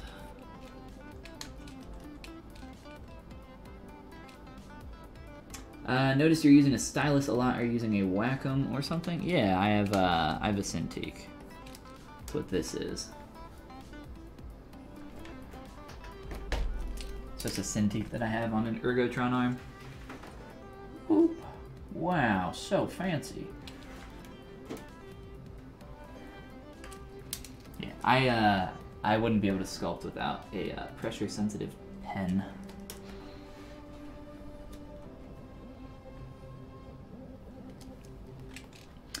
Intuos tablets are really great though, if you're looking for something a little bit cheaper. Love me an Intuos tablet. I used to use the first tablet I ever got was just a cheap Wacom bamboo tablet. It's like 60 or 70 bucks. Actually, it was funny because I bought one like right before Christmas. Like years ago, like 5 or 6 years ago, I don't know, maybe more than that. And yeah, probably even longer than that. And my sister ended up getting me the exact same tablet for Christmas. I was like, oh no, I literally just bought this. I felt so bad.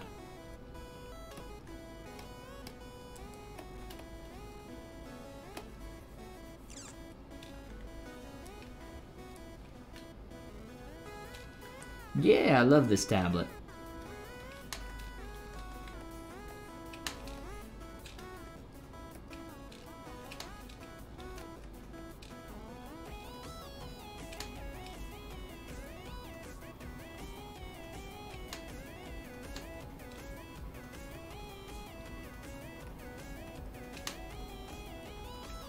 See how this curve like goes straight and then it like wraps at the last second? That's bad. That just like looks terrible.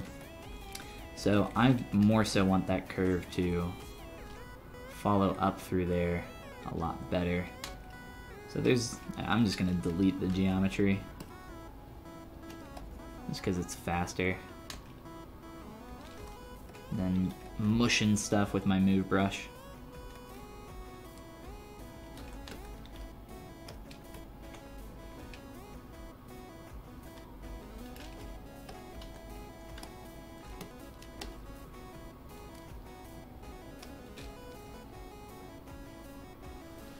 There are cheap versions from a company called Monoprice. They sell 22-inch tablets for about 400 bucks. Yeah, there are a lot more competitors now to Wacom than there were in the past. I don't think they're as high quality as Wacom, but they will definitely do the exact same thing. Maybe just not as well. Like I said, I love this tablet. I've never had any issues with this one. Although, when I was installing it and setting it up, I did have a problem. It wasn't actually a problem with the tablet, though. I somehow had generated static electricity and touched my machine at one point, and I fried my main drive. So I had to take forever to reinstall my programs, and oh, that was such a terrible time. I spent like 48 straight hours trying to recover the drive and fix it, and I just couldn't get it to work, so I just gave up, reinstalled Windows, and reinstalled all my programs and stuff. Luckily, I didn't really lose any files, though, because I have, I don't know, like five drives, like 5 internal drives. I have a bunch of drives in this thing.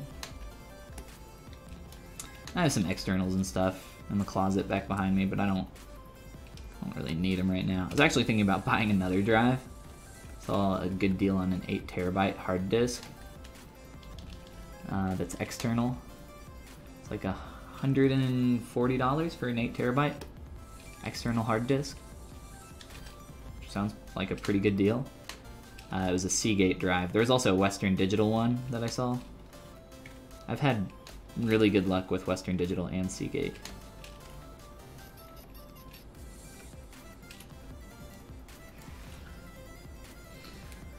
The dream is to afford a Cintiq someday. Yeah, I mean they pay for themselves if you're a working professional. Mine's paid for itself multiple times over. It does suck about the drive. This was a while ago though, so I'm well over it now.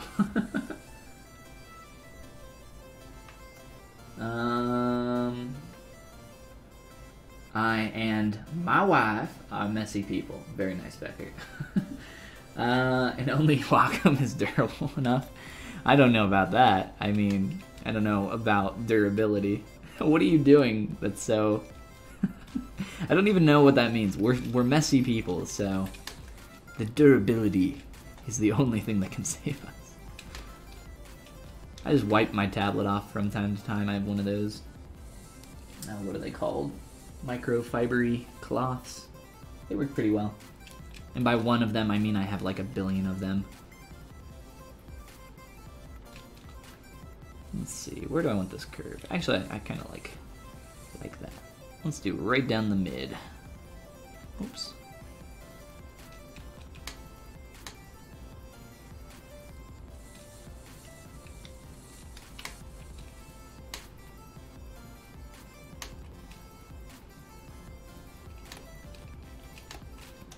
And I am not a, I'm not like sponsored by Wacom. I'm not sponsored by anybody, so, you know, I just talk about the products that I like. But that's something that someone that was sponsored by Wacom would say. No. I wish I was sponsored by Wacom. That'd be awesome. Oh, and I always hear people say Wacom. It is not Wacom. It is, in fact, Wacom. Just because it's a Japanese company. It's actually Wacomu, or typically the U on the ends of consonant U sounds in Japanese at the end of a word are typically silent. Like, what's another katakana word?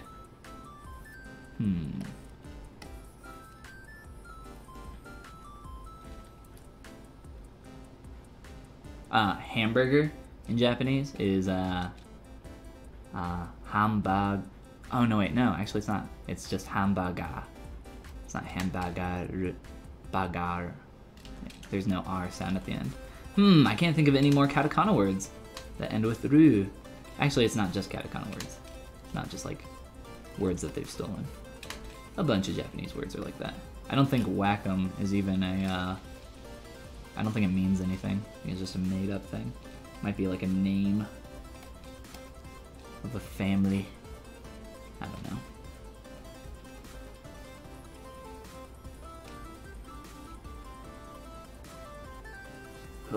We're gonna try to do what we did before and split this off.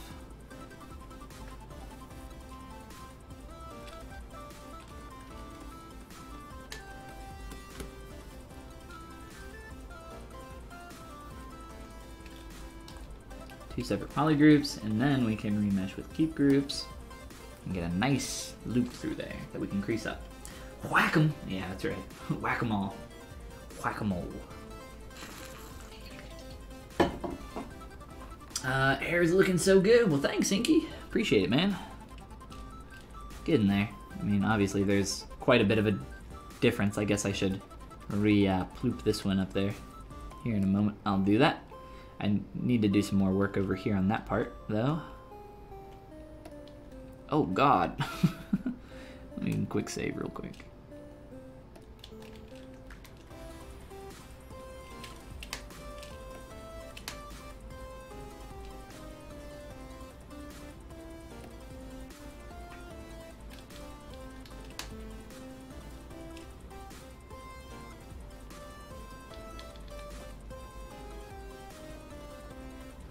So we'll do the same thing that we did before, where we subdivided this and then manually smoothed it up.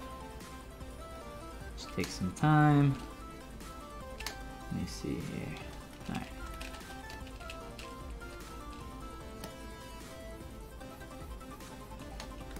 So start to fade that tight crease as it gets closer to that end point. And just create a more visually interesting curve there. Consistent lines through shapes always look uniform and terrible.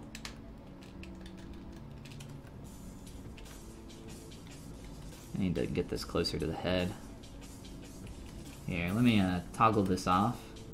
I'm gonna delete the old hair, because I really don't think we're gonna be rolling back to use any of that. Apply the color there too. Alright, let's see. Let me get this flatter against the head.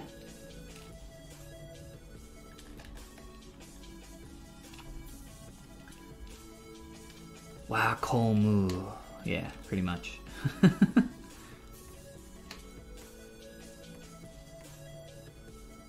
Wow. Actually, yeah, you have to be Waluigi or Wario and say, Wah, come on. Wah. Whack 'em. Yeah. Welcome. Welcome to the world, the wonderful world of pronunciation, with your host, Pronouncygon. I got nothing. Hey, that's dumb and annoying.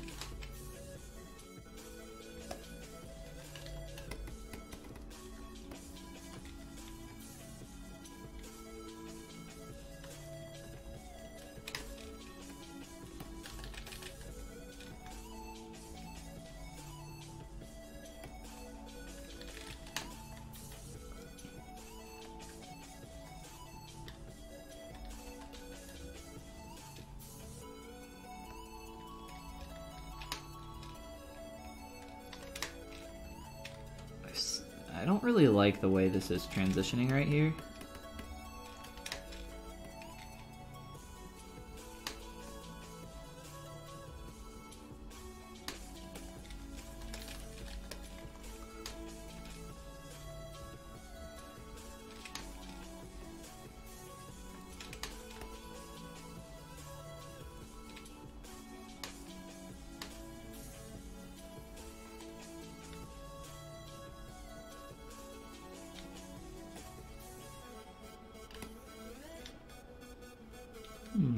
There we go. Starting to like that a little bit better.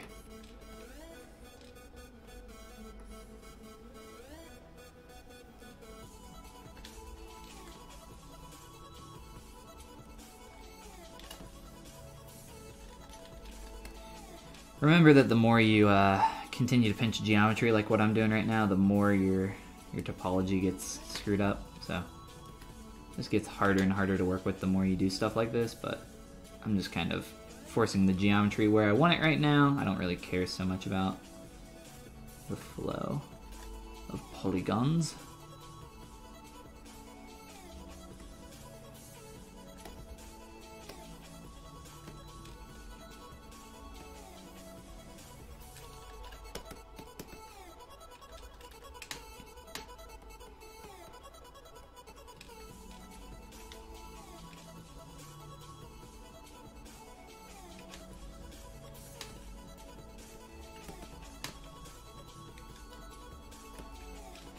What do I want to do here? Oops.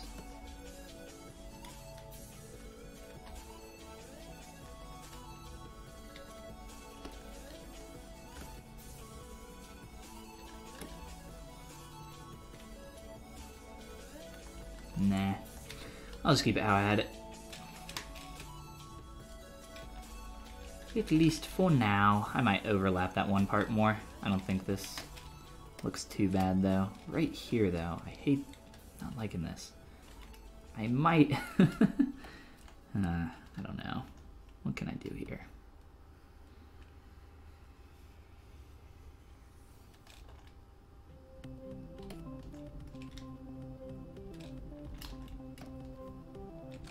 This is such an important part of the hair that I want this to be as good as it can be up front.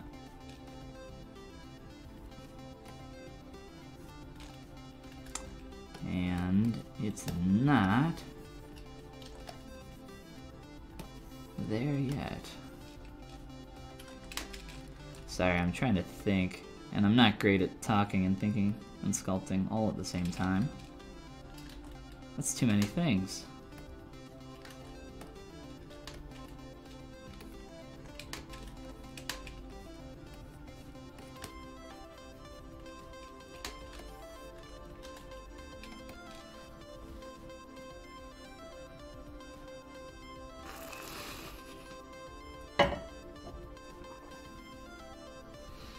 Japanese is your second language as well? Yeah, I haven't spoken Japanese too much in probably the past like 6 years or so.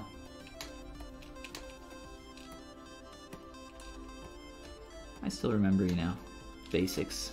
That's about it.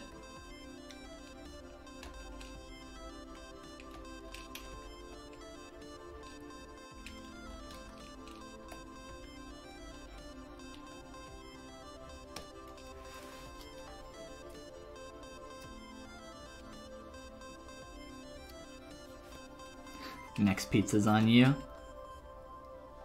Yes.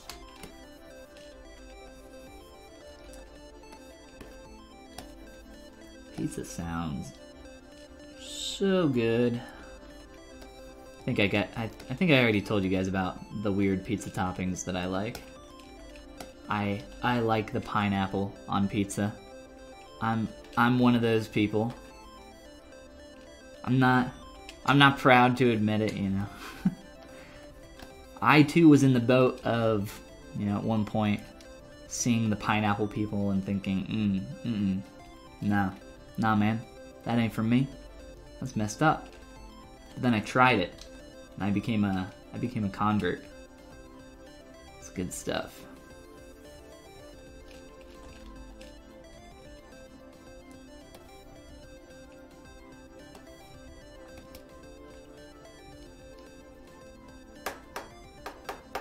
You're a monster. Yes, thanks. It's the theme, right, of 2019? Anybody listen to Mabim Bam? Become the monster. Any Mabim Bambinos? This could work.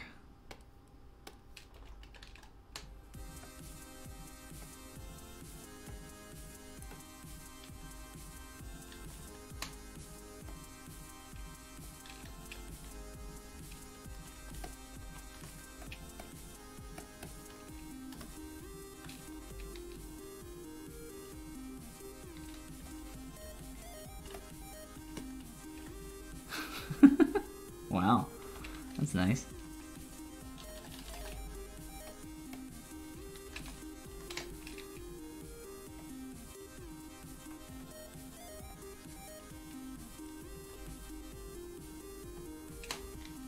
Slowly but surely, we are getting there. I just want this one to be really good here in the front because of how much of a centerpiece it is.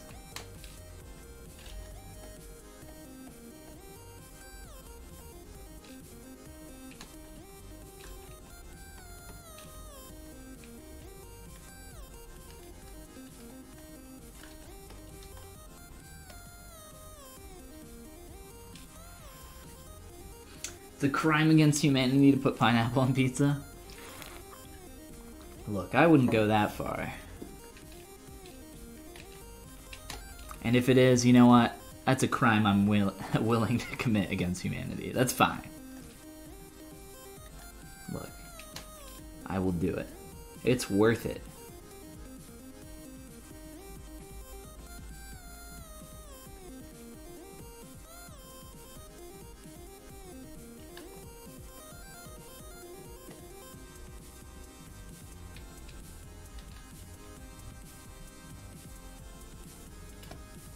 Look, if I got you the pizza that I normally eat, and you were blindfolded and you just took a bite, I think you would like it. Because I like it. And if I like it, that means everybody likes it. Right? Isn't that how that works?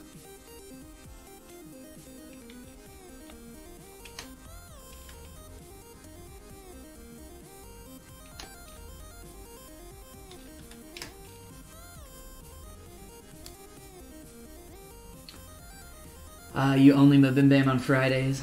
Part of your religion. Nice. I think new episodes come out on Monday.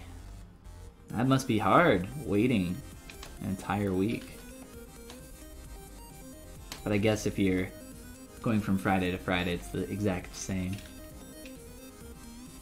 Alright, that's starting to feel a lot closer to what I was looking for. It's just a little messy now, and we need to clean it up. Clean up the curve.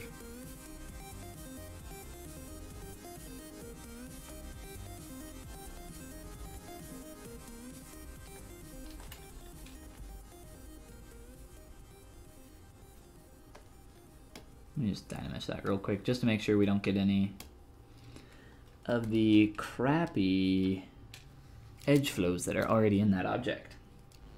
ZRemesh will look at the current topology for that and follow it a little bit more closely than what I would want. That looks much better. Alright, let's see if we can cheat it a little bit more.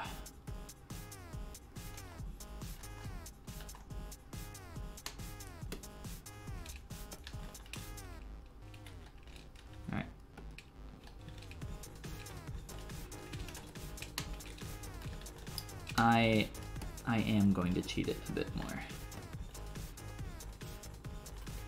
Here's a little trick. You can delete your end caps. When you delete an edge loop, it'll wrap around the entire object, and with ZRemesh topology, it's typically really crappy, but in this case, I can just do this and, you know, have a lot more control over the shape. So now it's only deleting the loops that I want it to.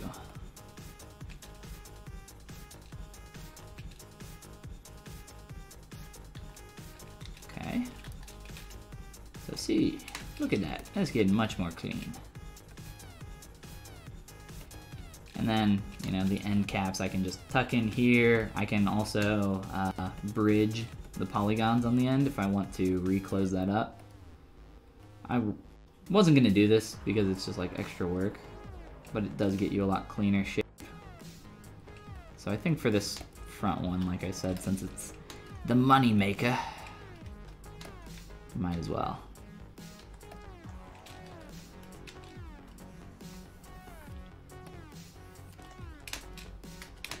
That's right, I'm giving you all my secret techniques, guys. Use them wisely. With great ZBrush techniques comes a little bit of responsibility.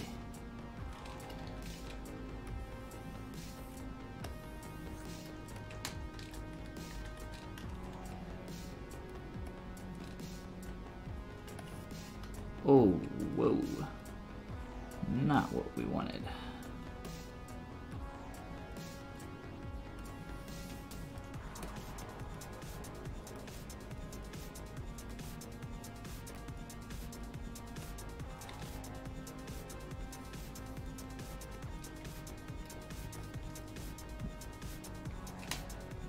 Almost got it. Trying to get that curve to be just right.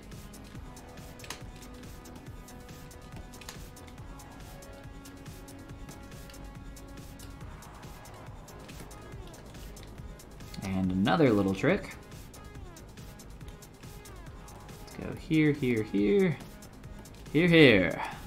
The more of these that I delete, the less opportunity it has to essentially have more warble in the surface, because it's interpolating the curve, or interpreting the curve, I guess, would be the correct word, between fewer edge loops there.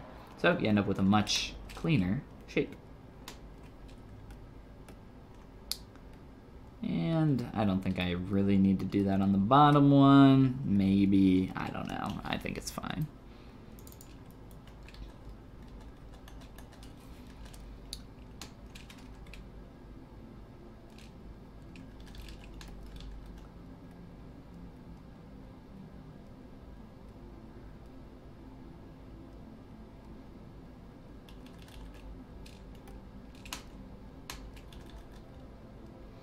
I mean, we can spend as long as we want on this hair. As I said at the beginning of the stream, we're not really in a rush. Just kind of taking our time.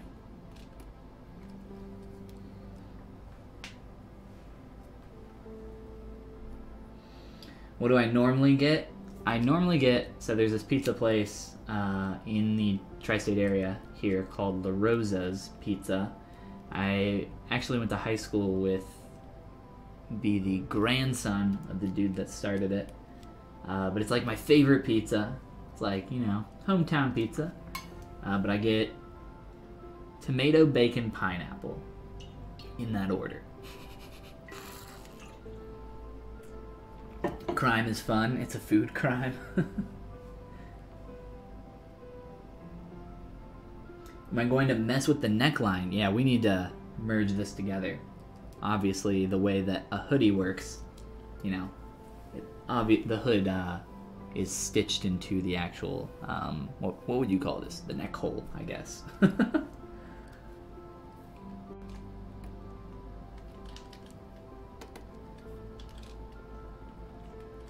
Alright, let's get up here. Ooh, you are still dynameshed. That's okay.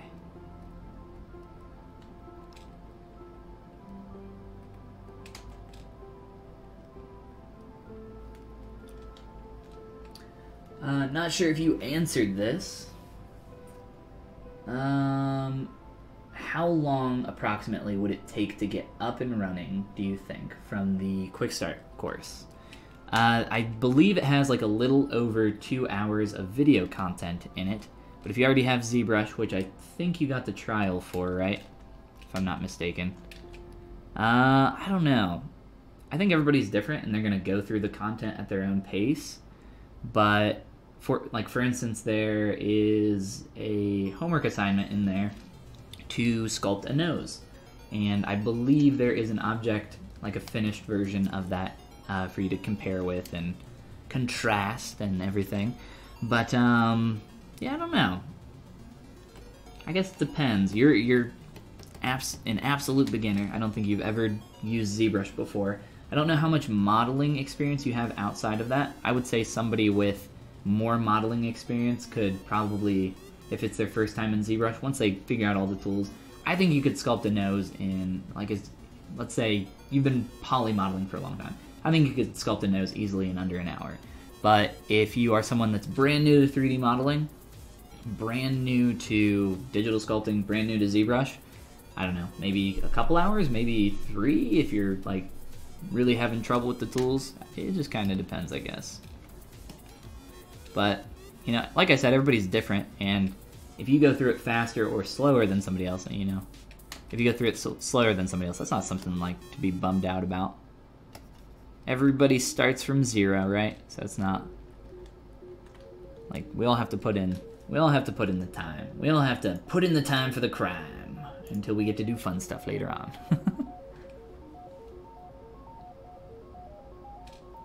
Not pizza talk. That's my new username, Pizza Talk. Pizza Skull.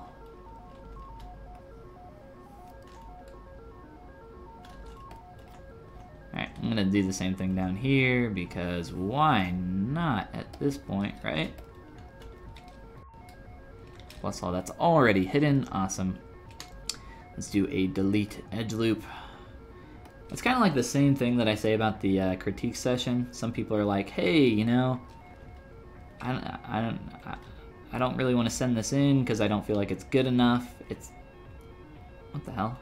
What is that? That was weird.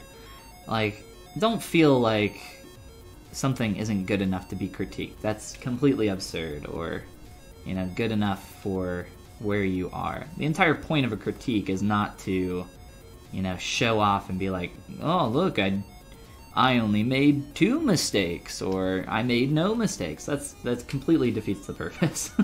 The entire point of a critique is just to improve. I mean, anybody can critique your work as long as they're, I guess, giving good advice for you to follow.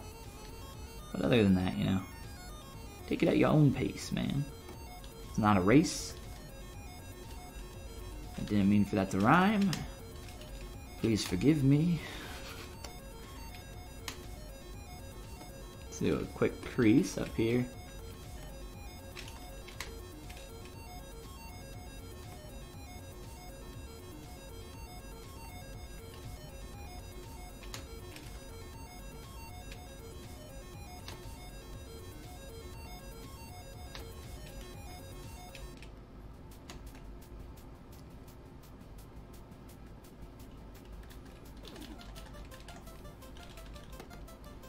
Alright, now let's turn the rest of our junk on up top. Well, bam. Make sure that this is all fitting in there nicely. Now that we've made so many changes. We've also really lengthened the head quite a bit more, so I feel like it's starting to really get a lot closer.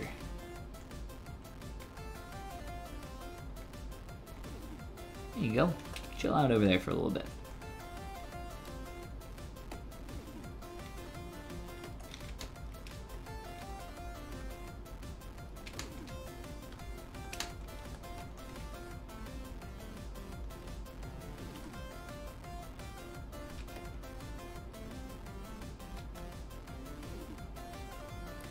Now that I've gone through and started adding secondary forms to the rest of that, I'm like, now I want to do that for the rest of this hair.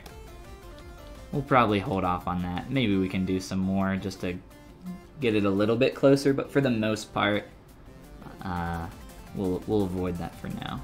Uh-oh, got some stuff poking through here. Don't want that.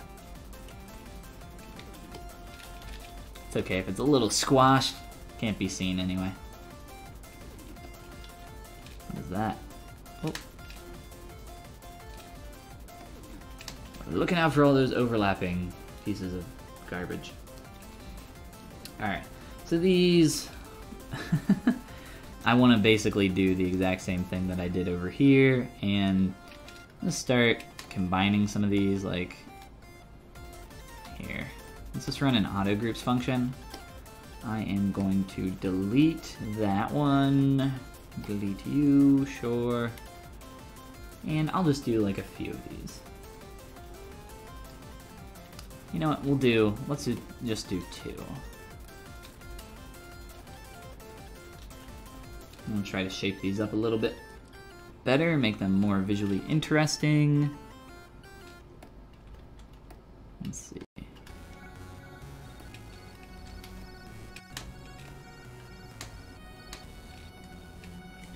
That was weird.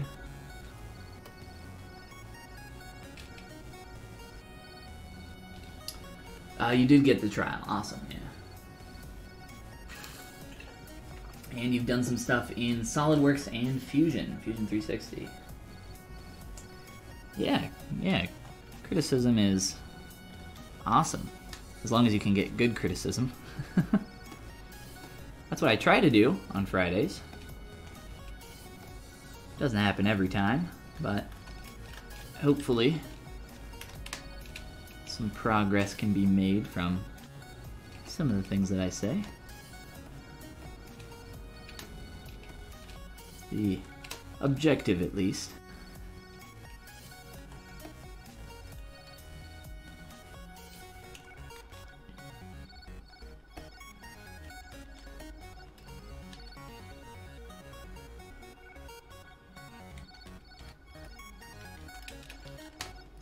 Let's see.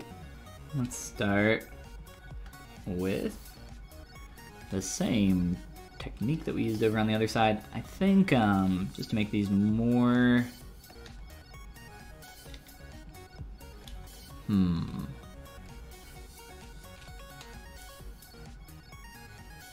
So if you're hovering over an edge with the Z modeler brush, there's this function called the move infinite radius. You can kind of adjust your edge loops a little bit. Maybe just scale this up a little. No? There we go, that's what I want. It's probably a little bit too much. We'll play with it. Let's delete some more edge loops. And add in a couple creases.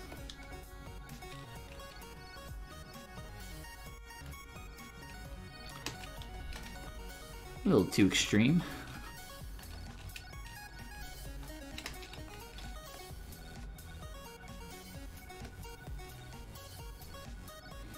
What's great about the shape that I have now is that this is just a quad.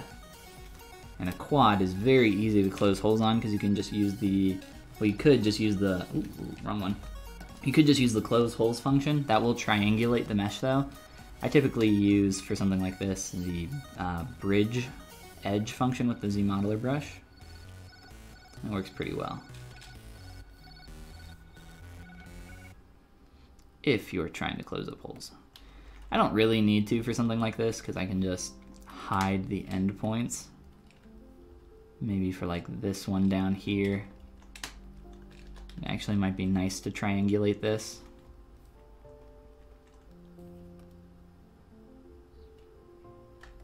I don't know. I'll leave it for now. Whoa, that was weird. Alright. I am going to go take a quick restroom break, and then we can be right back to do some more stuff on the hair and our hoodie as well. And just general, overall for the rest of the face. We got a bunch of stuff we can do here. But like I said, one step at a time, slowly but surely, getting up to a good level here.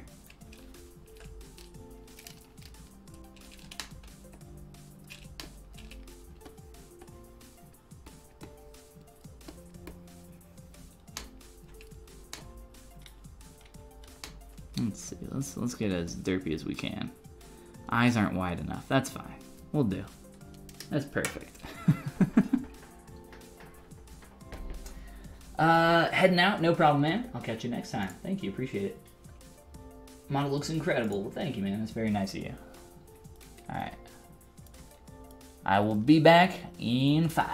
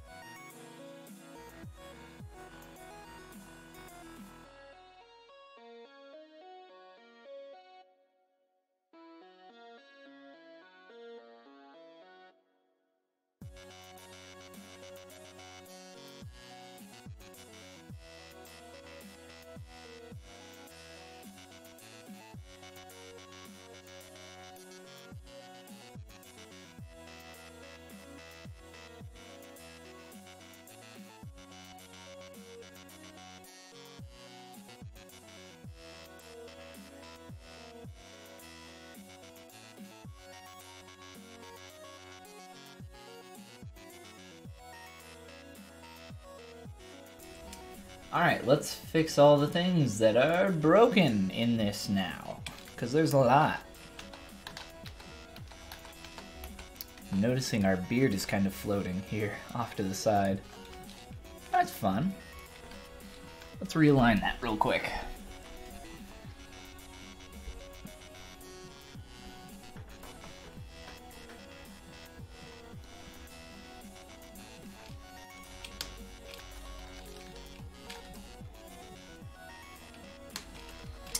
I am going to use my move brush with backface masking a little bit. Some of these areas are just a little too thin.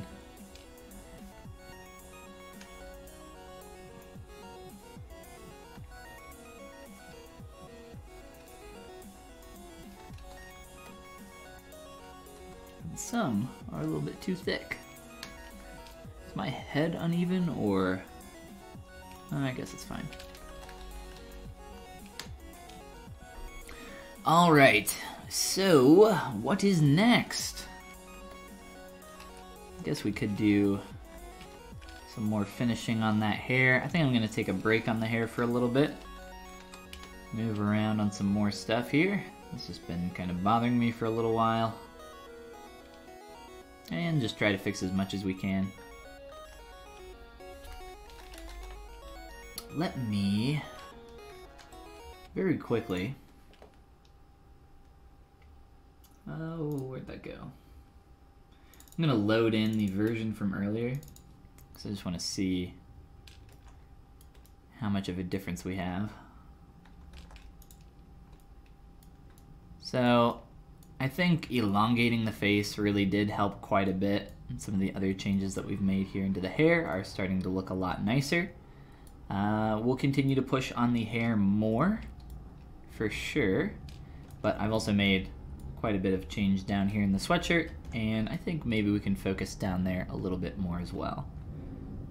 Before I do that though, we probably need to make sure that whatever we do with the... Oh, whoops. There we go. Perfect. Let me delete that.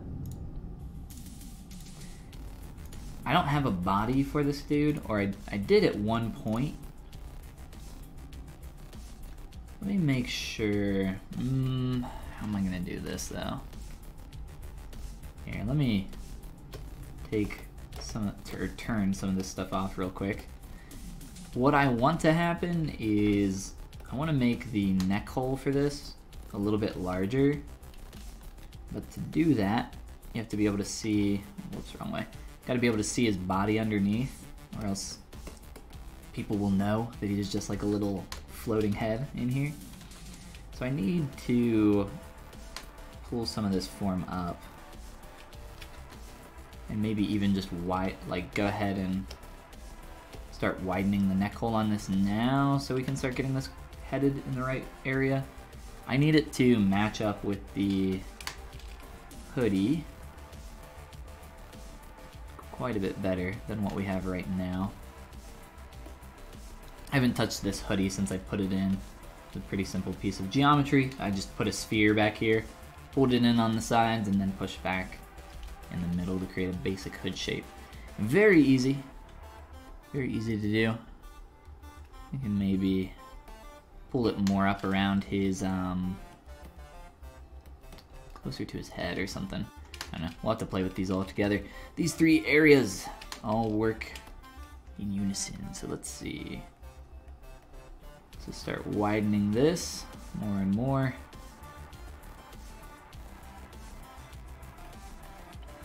And we're definitely going to have to narrow this. This is like super thick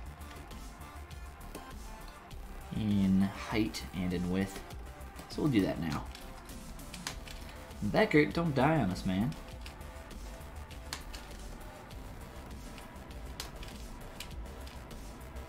Alright. So, to thin this out, I think I'm just going to mask off this inner edge.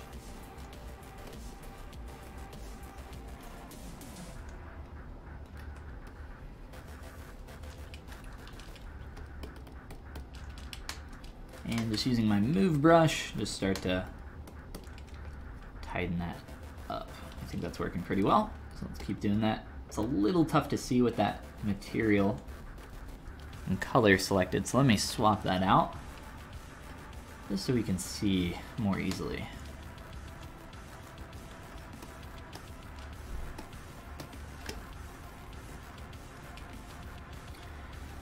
We also need to do some additional work on our sleeves. So they're pretty janky right now still. They're closer though. And closer is good.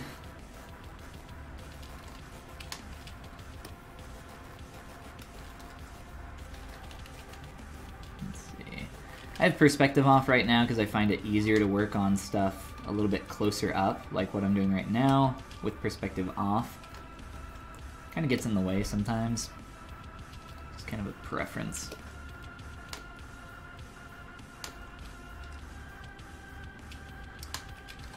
So from here, let's see.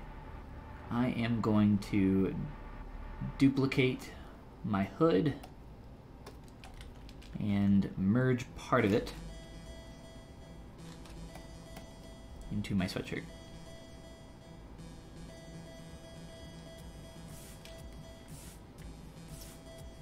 And then, let's see, I'm gonna delete just this back portion here. Run a quick Dynamesh. Okay, never mind. Let's try deleting that again.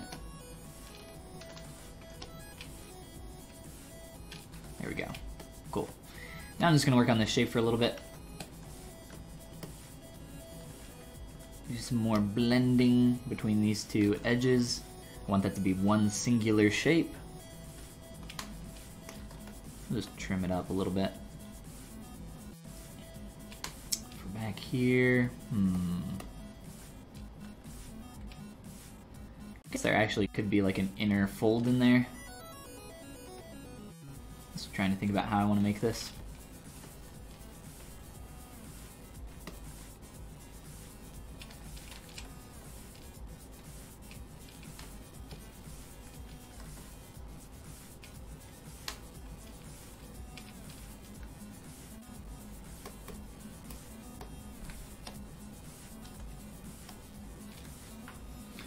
I'm just going to get something a little bit easier to work with so that I can really blend between the area of the hood that I just dynameshed into the base of the sweatshirt. Right now it's too high poly, too hard to actually work with. At least for me. I really don't need any subdivs projected here, but I'll just do a couple, might as well. Just to retain exactly where the sleeve edge there is hitting. Other than that, you know, there's not too much that I want to keep here. Alright, much easier to sculpt with now. Problem is, though, our neck just kind of tapers into this awkward shape. So, like I said, this is all going to work together. So, let's see here, maybe just start building up some of the form here a little bit. Ooh, nice.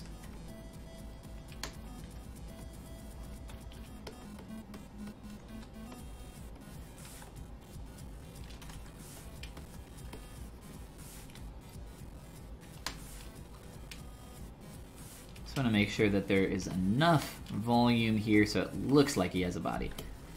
Just the illusion of a body. He doesn't actually need one. I mean, he doesn't have legs, right? Isn't that the joke currently?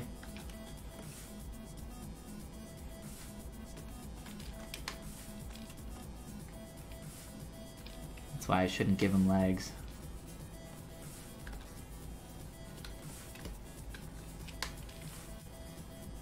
No, I'm actually not giving him legs because I'm just gonna be lazy. And I was just planning on making a bust, not a full character. It wouldn't be hard to, you know, go the rest of the way. It would just take quite a bit more time, I think. Time that I would rather spend maybe working on something else.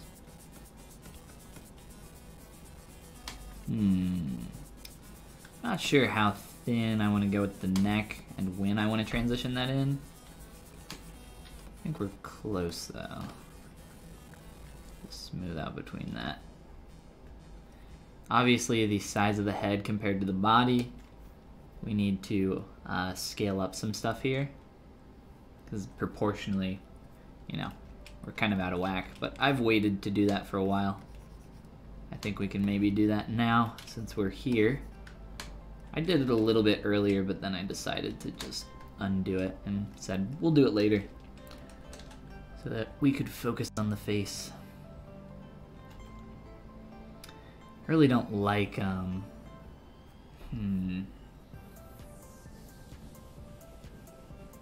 you know what? I have a better idea.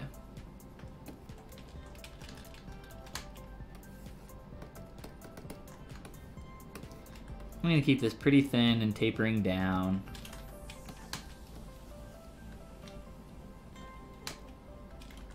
And what I'll do is put a t-shirt inside that shapes to his body and wraps around his neck, and you won't be able to tell the difference. Because I really want to keep the silhouette of the neck that I had before, because it felt a lot better. Whoops, I just lost some volume there. That's okay. So let me do that instead.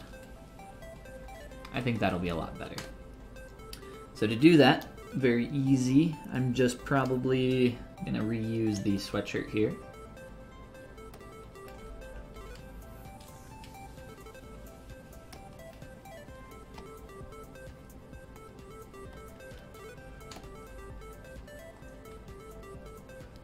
Tried so hard not to joke about the legs. I literally just thought about it. I completely forgot that that was a thing.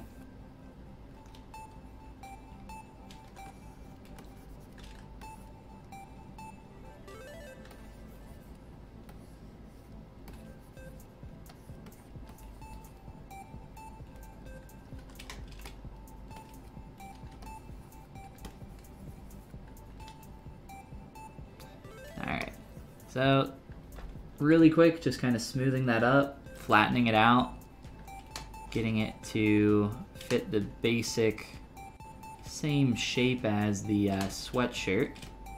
But then what we'll do is put a neck hole in this shape and then make that a t-shirt. Let's scale up some stuff here though, because proportionally we're a little wonky. So we might as well do that now, really quick. Make sure we turn symmetry on when we do this. And I think I'll probably scale from like somewhere here in the middle of the neck. Let's see, let's go like right there. And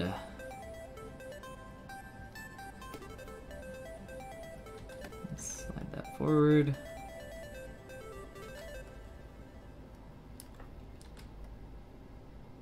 I also don't like how the neck is going straight down, so I think there's a couple things here that we need to change. But proportionally, comparing between that size and switch, come on, this feels much better. So I want to go a little bit larger. Question mark. There's definitely some awkwardness going on here. It feels very what's the word that I'm thinking of? It just feels very straight and boring. I don't know what word I'm thinking of. There's definitely some stuff here that we want to change, but just to get this more proportionally accurate in the width and depth, I think this helps quite a bit. The thing here with the head that's bothering me, with the neck, is that the angle is like super awkward. You don't want... Oh, okay. No, that's not what I wanted.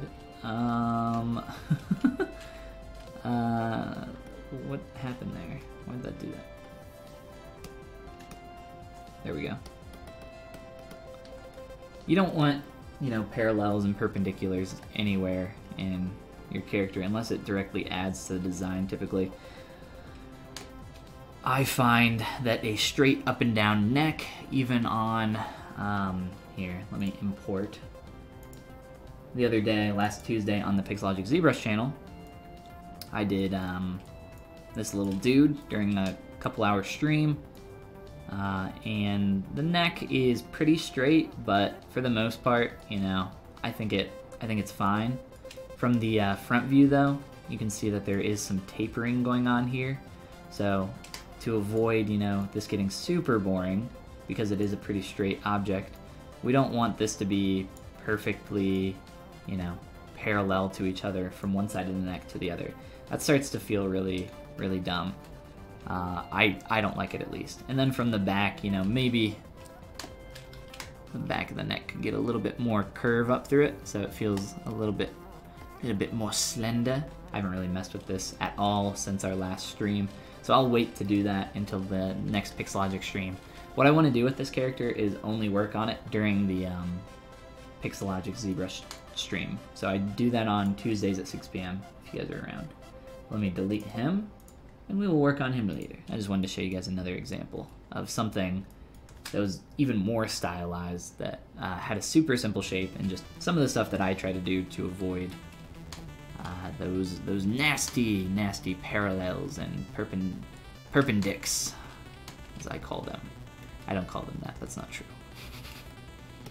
I want to slide the head forward a little bit, I think. No. There we go. I also want to play with some of the thickness here. Let's see. I haven't been digging this from the profile back here for a while. Look at this from the 3/4. It's hard to see without the poly paint and subdivs in there. Let's cascade back to our subtools and just see how those proportional changes are feeling in the sweatshirt.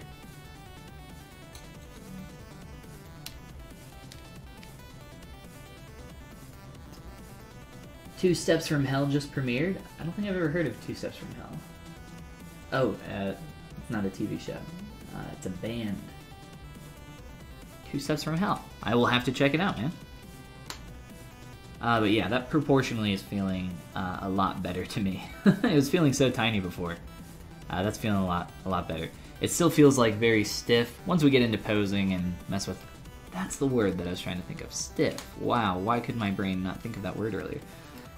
Once we get more into posing and breaking up the symmetry of this, it'll, you know, really start coming together a lot more. So it doesn't feel quite so symmetrical, because it is technically, you know, symmetrical right now. But we'll do that all in good time. Let's see, can I round out our neck back here a little bit more? Move brush is being a little wonky. That's cool, that's great. Yeah, just keep doing that.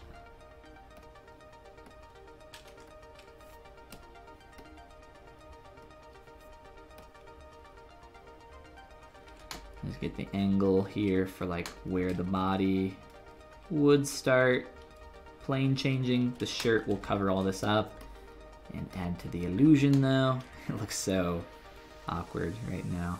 I love it.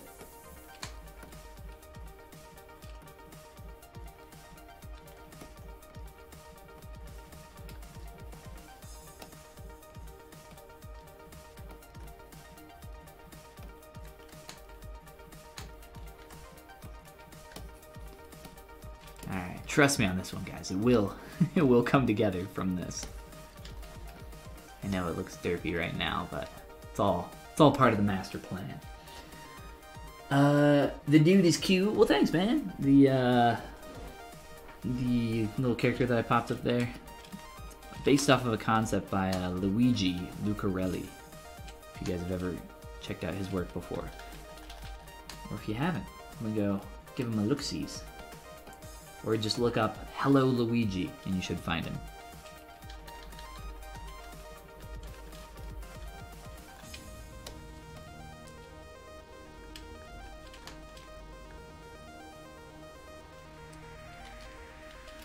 So I only really need this like top segment, since we're not actually making a t-shirt, we're just making really just this like neck hole right here. It's really just this. So we can just grab that. Let's see. Should be very simple. So from the top, let's just do a mask pen where the neck should go.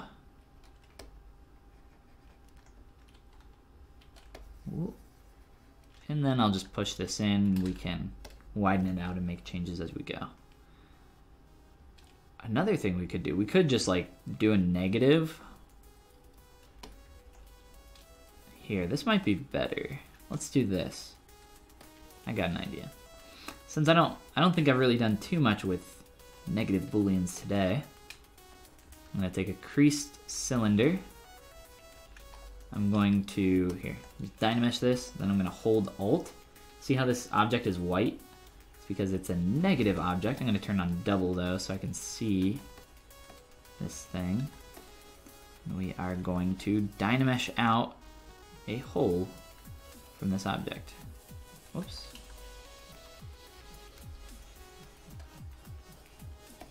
I guess I could have used a higher resolution cylinder, but it really won't matter after we do this. So I'll just dynamesh again and voila! Subtracted that geometry from there.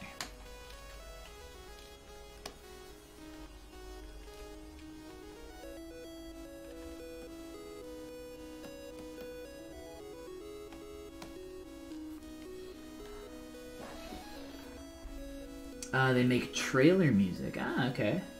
Probably know some of their songs from a movie or game trailer. Let's see, what'd you say? From 2 Steps from Hell. Let me copy that, and then we'll look them up later. Ooh.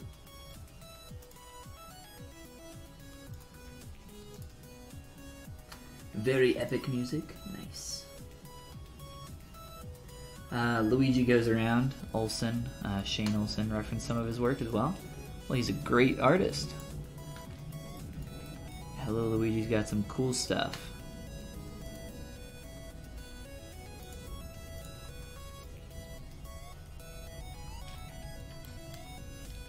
Come on. Here, I need to set this to do nothing.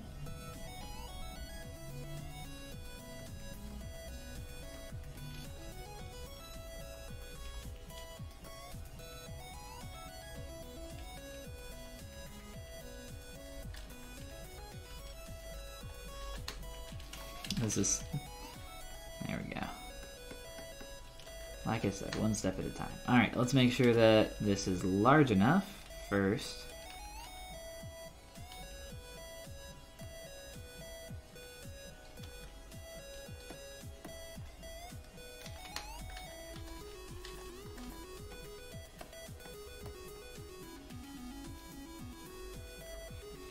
Alright, just to make this easier to see, I am going to turn off everything on the head except for like a little sliver of the neck, because it's so difficult to see what's actually going on.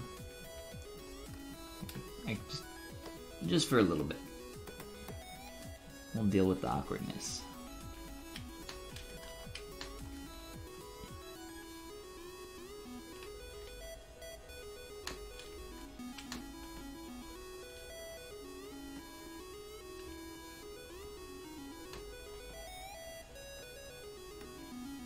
And then I'll show you guys a cool technique that I actually did on that last character that I just pulled up by Luigi. That you can do with, oh, that's pushed in there. This is a little cool thing that you can do with curve brushes. So, what I'm going to do is I am going to hide part of my geometry. Here, I'll duplicate this. So, just to show you on a duplicated piece, I'll delete the hidden geometry, and you see how I have this open hole here? What I can do is take a curve brush, and if you start drawing along an open edge of polygons like this, and you hold the shift key, it will snap all the way around that, and when you draw that, it breaks. No, it will. Here, I'll do it with the curved tube brush. I'll draw that, hold shift, and it actually makes a complete little edge around that entire loop. It's pretty nice and easy.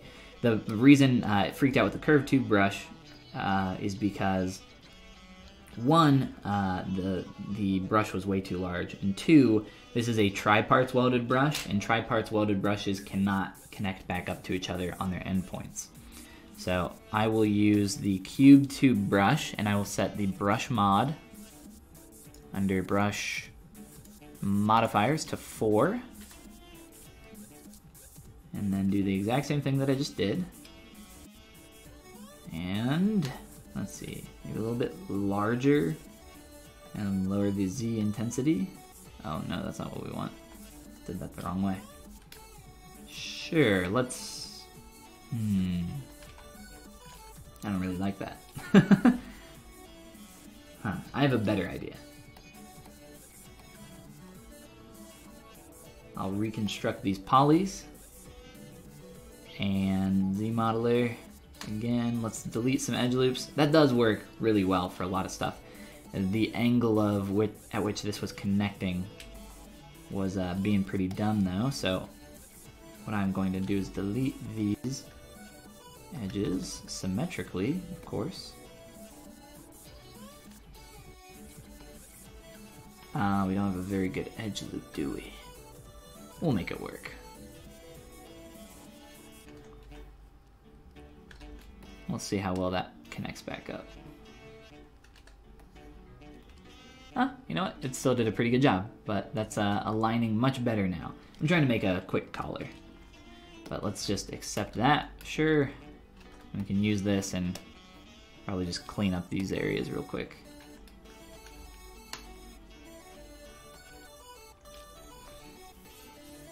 Tatami, what's going on? Welcome back.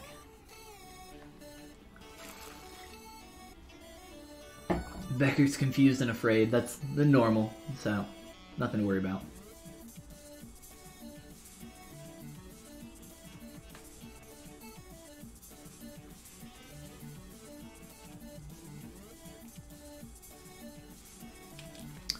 Playing around with some FBX files. Ooh.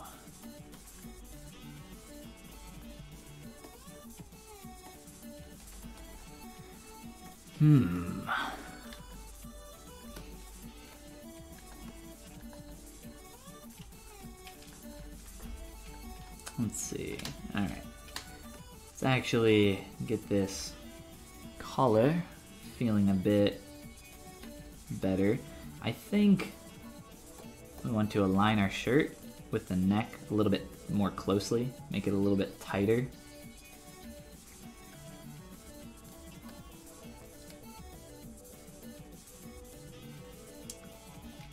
Here.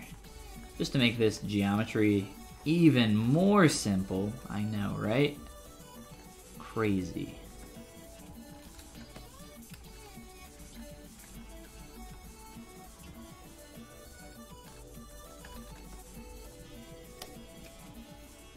See how simple we can go here.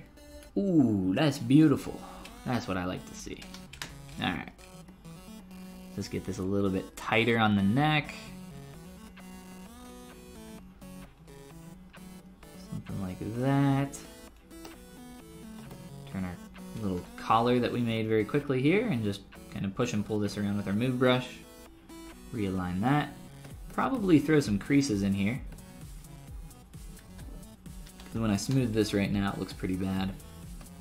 So let's do that. Let's, you know what? Instead of creasing, let's bevel.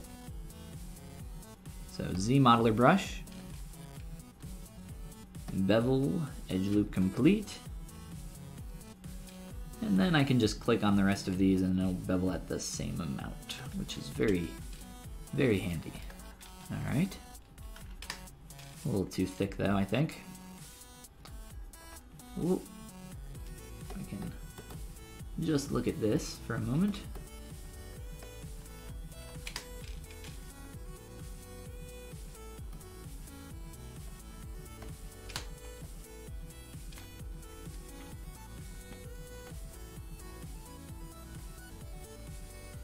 Most of this in the back, I mean, this will never be seen, so I guess it really doesn't matter back here. More so just towards the front. And get that aligning nicely. If anything, I think this is like a little too wide. Other than that, though, I think it's fine. Let's just make it very quickly just a little bit more narrow.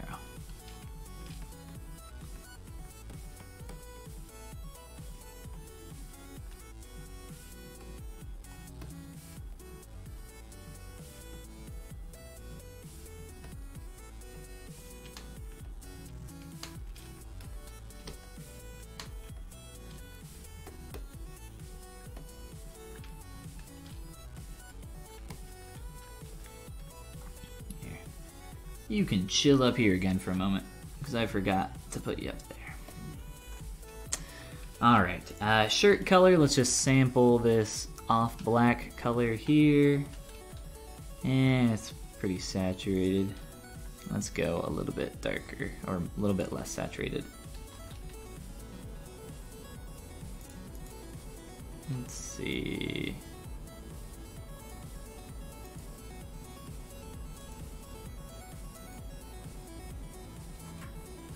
So hard to get anything accurately in here.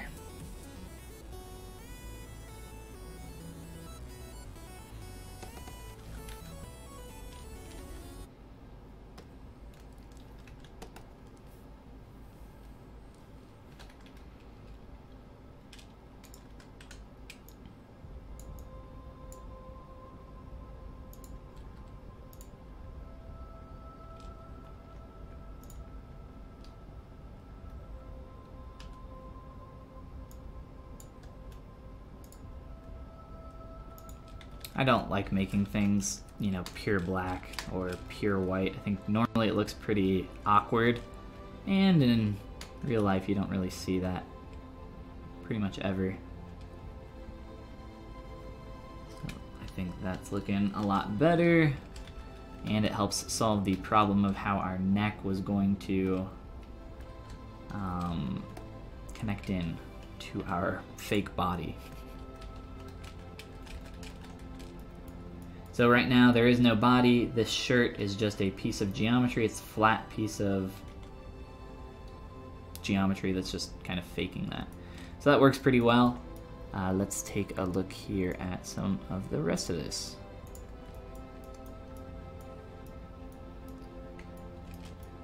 Let's go back to our hood. Our hood and our sweatshirt. Oh boy. We've come full circle.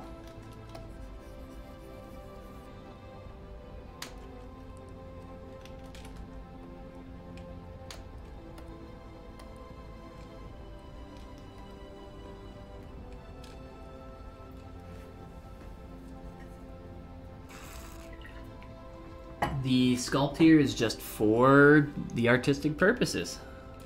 Hang out on stream, sculpt something fun. Sculpt a PewDiePie, I guess. But no, this is not for a game. 3D PewDiePie game. Actually, it's for a short film for Disney now.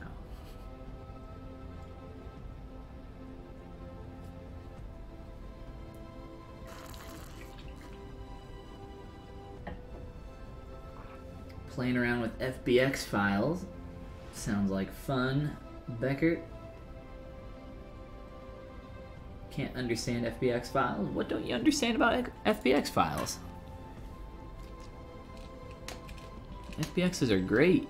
You can transfer lights and cameras, and I think even, I'm not sure if you can get particle effects in there. Geometry, I mean, there's a bunch of stuff that you can include in there for the programs that can work with FBX files. ZBrush can export FBX files, actually. Here is an FBX exporter. If you go up into, I believe it's under ZPlugin 3D Print Hub, or no, that's for STLs. there is, I think, just an FBX exporter. There we go. Yeah. I don't know if you've played around with that at all.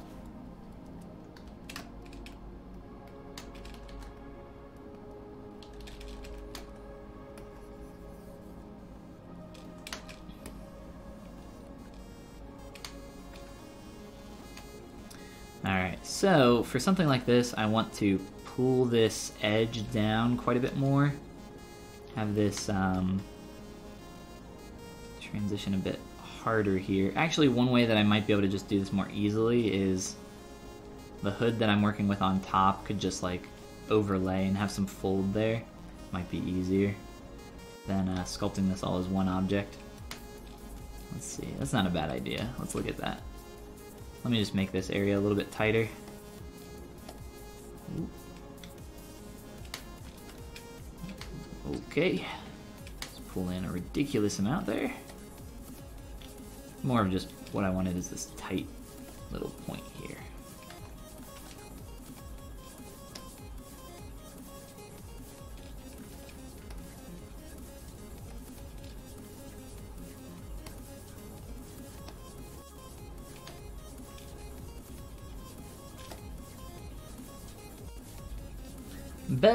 Bellatrix, how are you doing?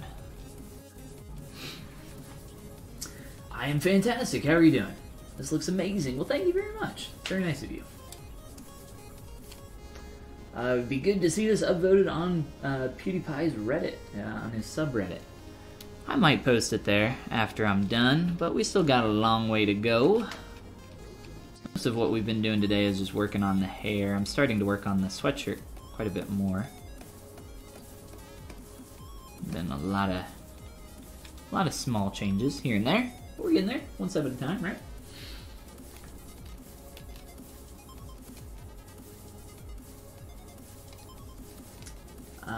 Doing good, awesome, fantastic. Sorry, I was trying to catch up on chat. Make sure I don't miss anything.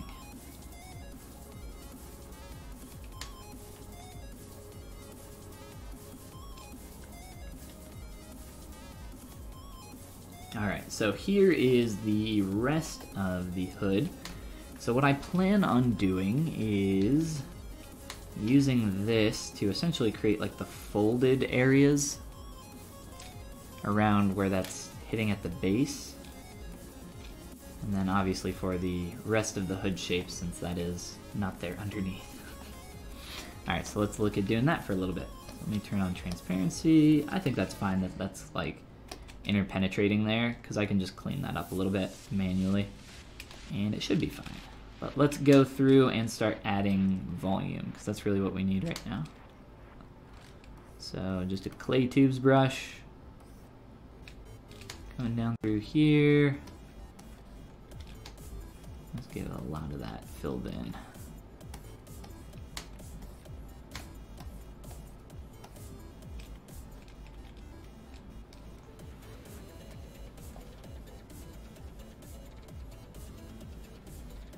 Do I remember Belle? I believe Belle is the person I raided yesterday? Was it yesterday? Or the day before? I cannot remember. I think it might have been yesterday. Let me check on... Forgot to pull something up.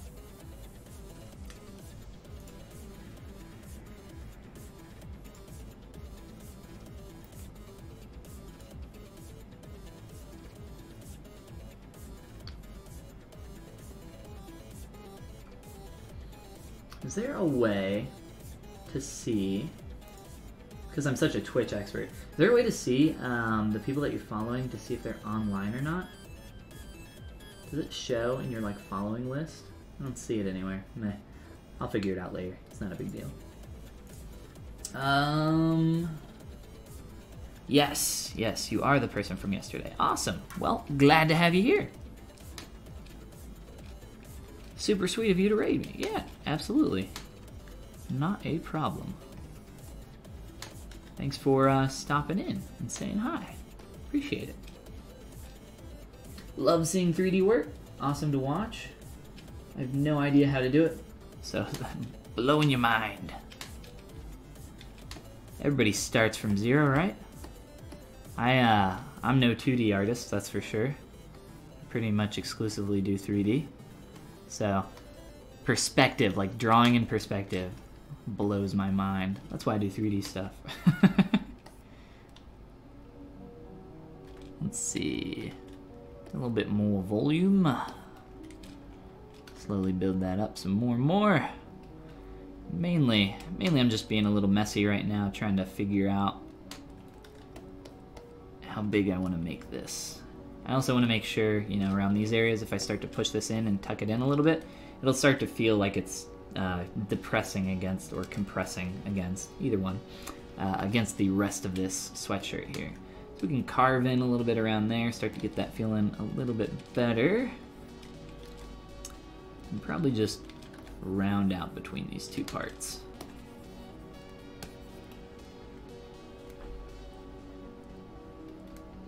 That's right, yeah, it was a cool time. I think we raided and then immediately Bell got like 20 or so subs randomly, or what was his name? Todd or Tom?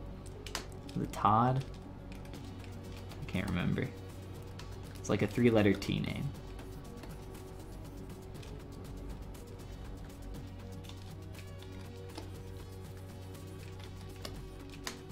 Let's see. Vic. Shit. So close. Yeah, guys, it's like a 3-letter T name, you know, Vic.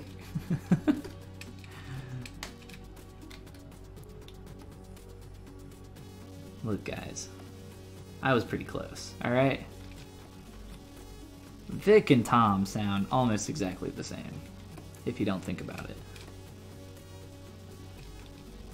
Alright, so we're starting to pinch in a little bit more, so this is the kind of feel that we're looking for around that edge, starting to get this swoop, swoop-de-loop, and maybe just start to get a little more volume, soften the transition, and ever so slowly you start to get a little bit of an overlap there. Now, in terms of, let's just take a zoom out here and look at the whole thing. In terms of how big this is, might want to make some changes to the scale here and play around with it a little bit more.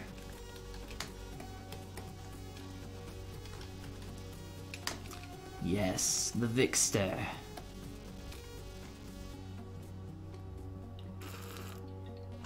Yeah, Fred, close enough, exactly. Ah, here we go. This is more what I'm looking for. A little bit more taper in towards the middle. And I could try to get a tighter edge around here. Ooh, that's messy, isn't it? Let's try to do that as well. So just try to pinch in and start getting a tighter edge, and then what I'll do is carve in around the inner portion here.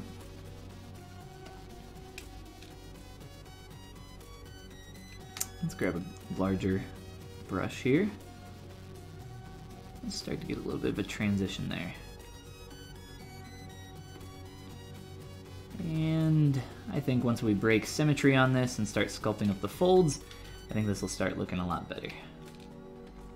Especially for our sleeves, which we haven't done too much with for a little while.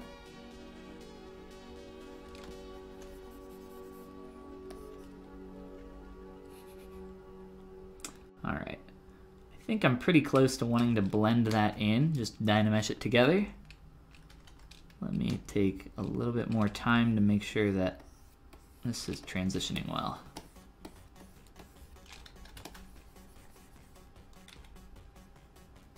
The extra geometry there won't matter, I'll delete that. It's like some extra stuff poking through here.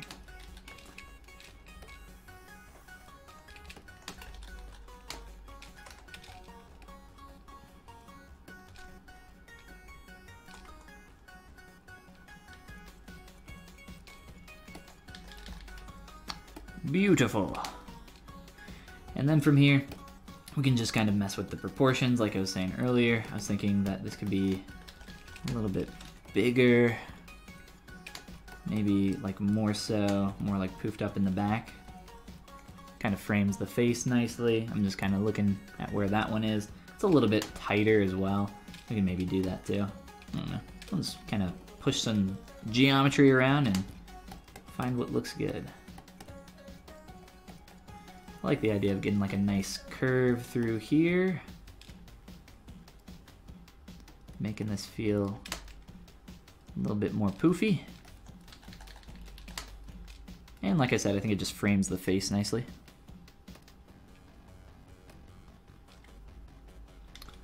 And we'll do the same thing again, just making sure we're getting some nice areas started for folds.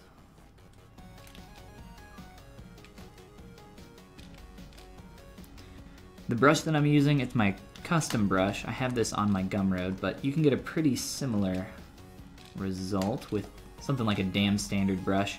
The Damn Standard brush, I love the Damn Standard brush. It's just a little bit too tight in a lot of the,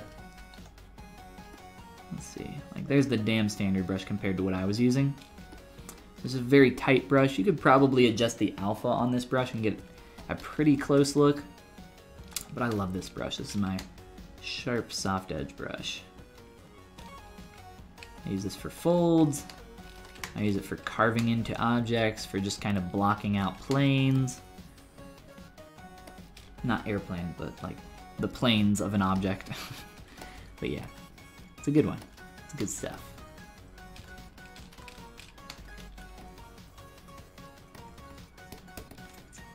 Let's see. A little bit softer here.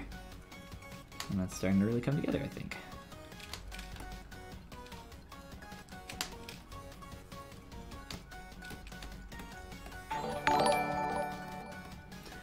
Hey! Is it gonna read it? It is not. I guess it's not gonna read it. And it's so small that I can't, so give me a second here.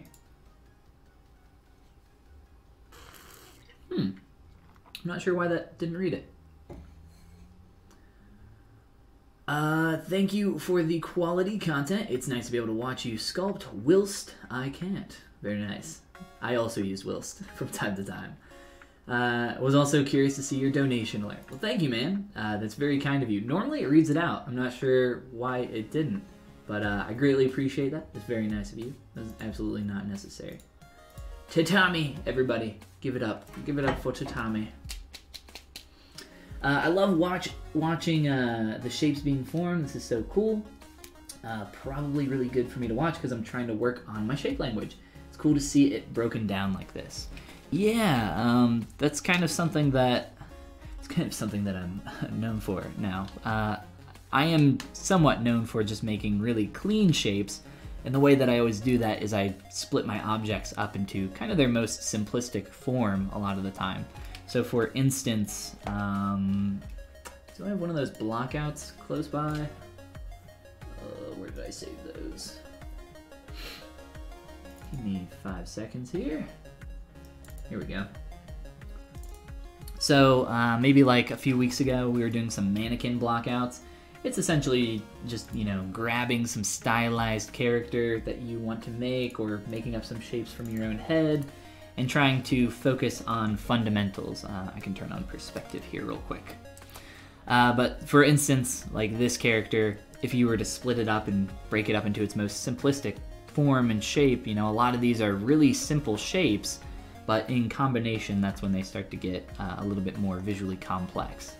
Like for instance, I think I've pointed this out before, but if we look at just the silhouette of this character, what makes him feel like he's like this kind of big dude just based on some really simple shapes is that, you know, he's got a lot of this nice taper coming down, and he has from the front just like this really nice kind of triangular shape here that makes it look like he's, you know, puffing out his chest a little bit of a forward thrust, obviously very top heavy, and then in combination with some other shapes, you know, creates some nice looking dudes. But yeah, I got a few more of these. we can maybe look at, but I will hold off for now and continue working on my hoodie. And I plan on breaking symmetry on this eventually. We've done some symmetry breaking in the hair.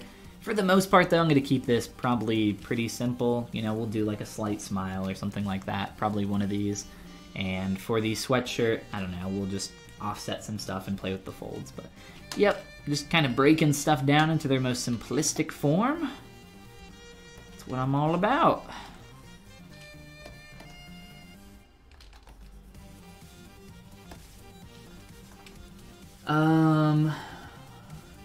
Did I look up that book, Anatomy for Sculptors? There's some nice references in there. Anatomy for Sculptors. Yeah, I think I...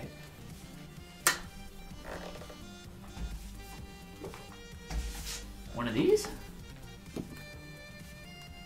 you talking about this one? Talking about this book? Or this book? Or a different book? I've shouted out these books on stream before. Nice black bar there on the screen, by the way. Excellent, excellent camera quality here. That's why we keep it small, so nobody can notice the terrible pixels and bad lighting that I have in here. Oh, my bad. You were referencing a book that you mentioned earlier on a different stream. My bad. I got you. But those are some good anatomy books as well. I like them a lot.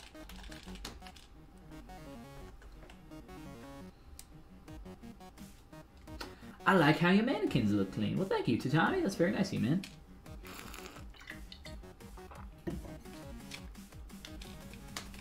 I also like how they look clean. Takes time, though. Definitely takes some time. So, like, for instance, when I'm shaping something up like this hoodie, I mean, the surface is dirty, but I don't really care because that's easy to clean up later. I'm just trying to focus on the big picture here. From the front, I'm looking at how we're coming up from the chest and then wrapping around here. There's a little bit of what I would think is an unnecessary hit right there in the silhouette. So I want to blend this in a little bit more. We already have this nice sweep coming around the hood here. I like that, and then there's a break right there. But for this specific area, like I said, where that's transitioning a little bit harder than it needs to, I think we can slowly start to get this to blend in a little bit closer. It'll take a little bit of time to do something like that, but I think it's well worth it, and it seems like a little thing, but as I always say, you know, little things add up into big changes very quickly. Like, that's exactly how I made this dude. Lots of little changes over long periods of time. Time to make everything. Speaking of cleaning up all this crap.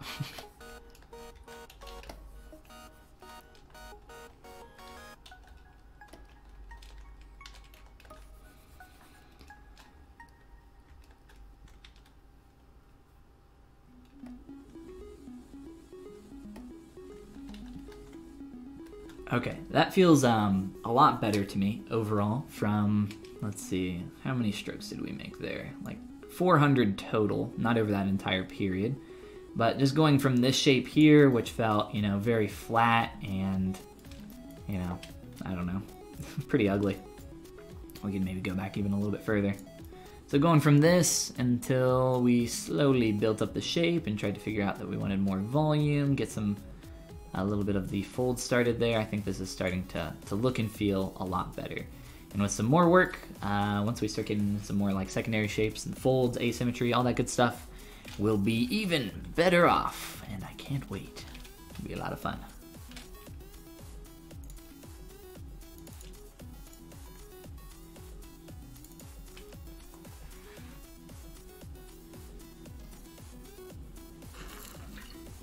A different anatomy book by Uldis Zerins. Oh boy, that's a mouthful. Yeah, those are some good anatomy books as well, though. Is the hoodie part of the Suki brand? Actually, I was gonna do...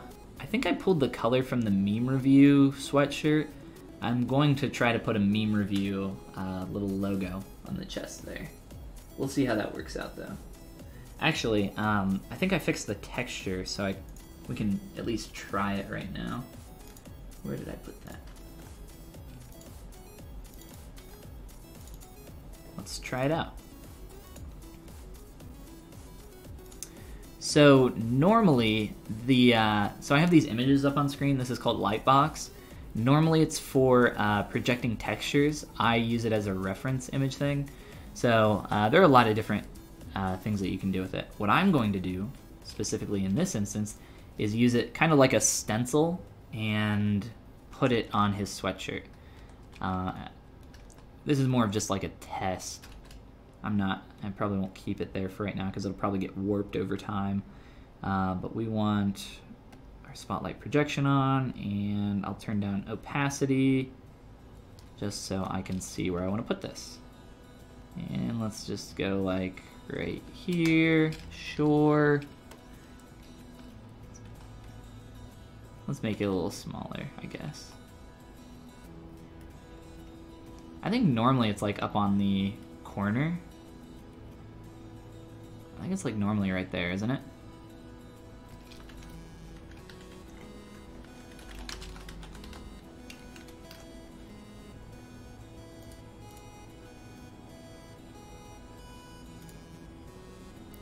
Alright, so right hand corner, sure, we'll try that out.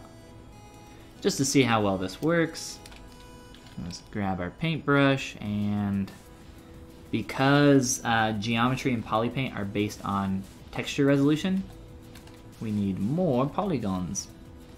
Another way I could do this would be to, let's see, there we go, that's not too bad. Another way to do this would be to convert this into a vector and then extrude geometry to actually make this into something physical instead of just projecting a texture onto something. But that was just a quick test to see how the color blends in with the rest of this here, and I think it works pretty well. I think we'll maybe make a couple changes later, but for now I'll just keep that on there. Like I said, it'll probably get like stretched over time, but we'll just leave it for now. It's not going anywhere. And I will, where'd my images go? Here we go. Let me put these back up here real quick.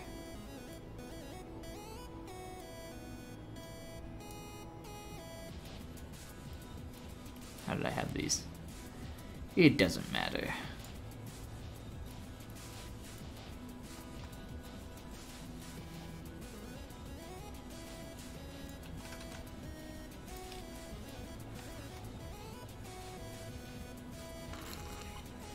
Becker, you heading out? No problem, man. You have a great night. Goodbye.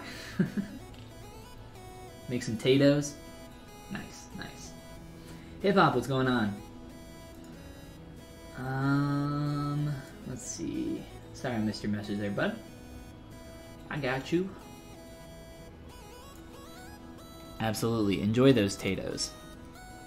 Enjoy those potatoes. Here we go. I think that's a good current progress spot there. I'll do a little bit more work here on the sweatshirt, specifically like the sleeves and the front pocket there, just making sure all this is feeling alright. And I'll try to answer some last minute questions here before I bounce. Speaking of potatoes, I need to make me some lunch. It's pretty late here. It's actually starting to get dark outside.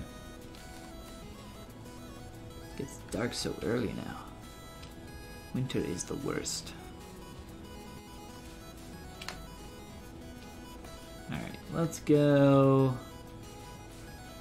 Do we want to go more thin on the forearm? Could try that out real quick. Let's see how this looks. I think that's fine, and then I'll start to sculpt in some more secondary folds here. And whoa, whoa, whoa, whoa. We'll get that feeling better. So I've split these into two separate objects so that I could create this kind of fold here around that pinched area. It's very nice to just have more control that way. And then you can kind of do, whoops, you can kind of do the same thing on the opposite side. Get some more pinching here. It's not really a great brush for it though. I like never use the standard brush. I pretty much, like if I'm using the standard brush, it's only for poly painting really. Texture painting, anything like that. That's about it.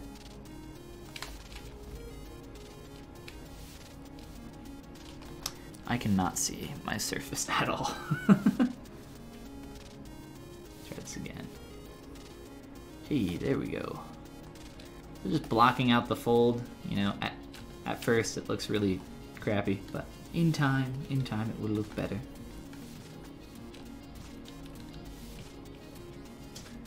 Are your base mannequins actual mannequins? By actual mannequins, do you mean are they posable? What do you mean by actual mannequins? Like a mannequin that you would see in a store, or something that you can pose? You can absolutely pose them. They don't have like pivot joints set up. There are some like mannequins that you can use in ZBrush that are made from Z spheres. They're pretty cool.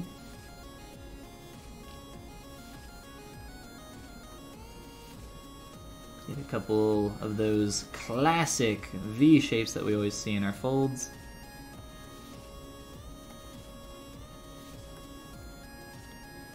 Just to break up the surface here a little bit more. Beautiful.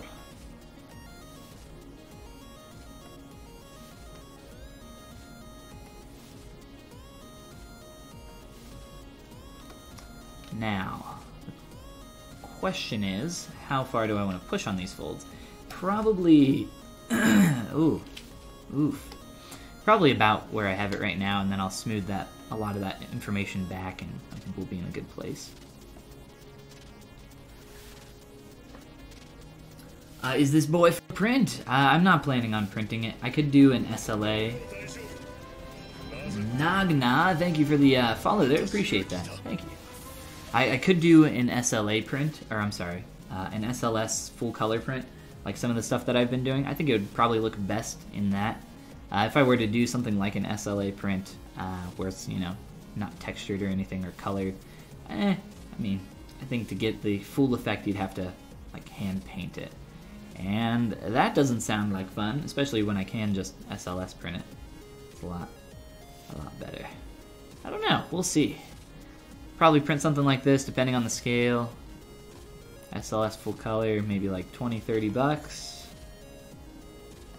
Something around there. Wouldn't be crazy expensive.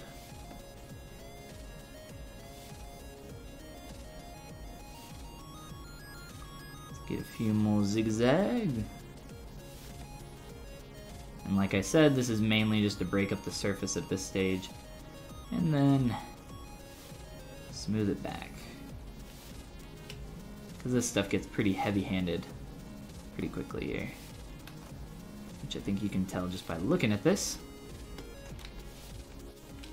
It's kind of all over the place, but we'll fix that here in just a moment.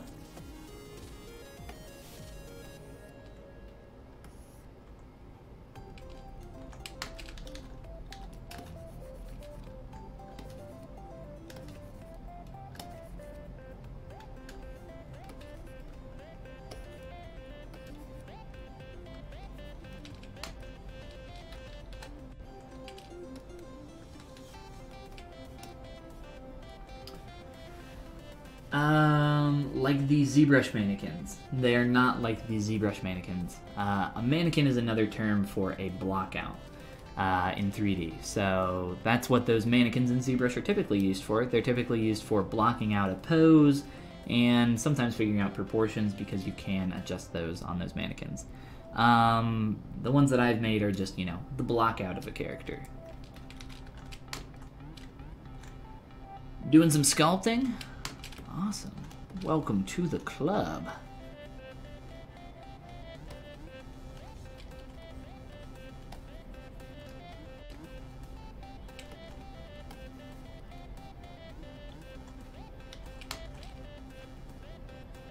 But with a little bit of work, we've already started to break up the form here. Obviously, like I said, the meme review thing here is gonna get super warped as I start to sculpt folds and stuff on this sweatshirt.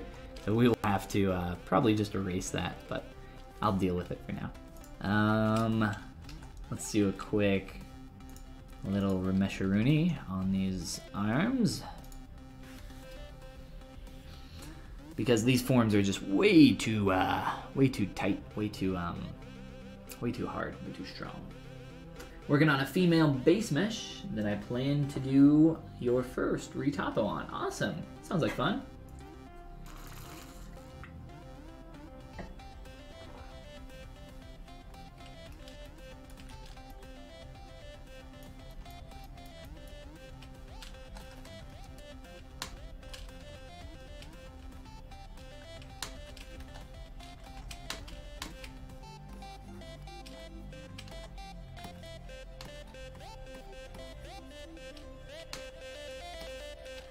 Alright, so we're starting to knock back a little bit of the form on these. And I think with just like a little bit more softening to some specific areas, we can get these in a nice place. And what I like to do, you know, once I get to some, like a level like this, is I'll probably come back through with like a pinch or my mech cut brush and maybe retighten a couple areas that really stand out as something that I would like to help define the surface in that direction specifically. And I'll just come through and tighten up some of those areas and manually work on the form from there.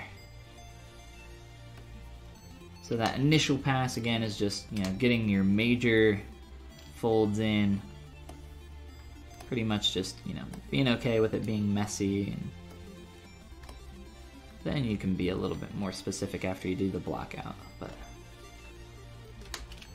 you don't have to be super specific. Just look at some references and figure out, you know, the fabric that you're trying to make. I've done stuff like this before, and I don't know, it's just probably going to be a little bit less strong of folds because it's more stylized, so we're getting there.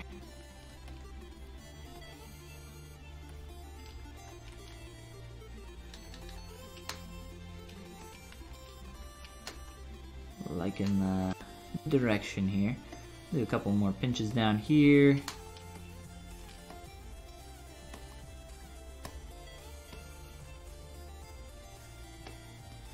That other arm is getting in the way quite a bit.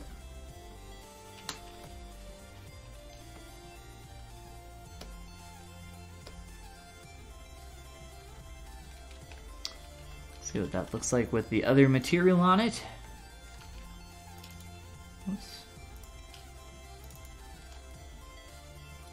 Alright, probably still quite a bit too strong.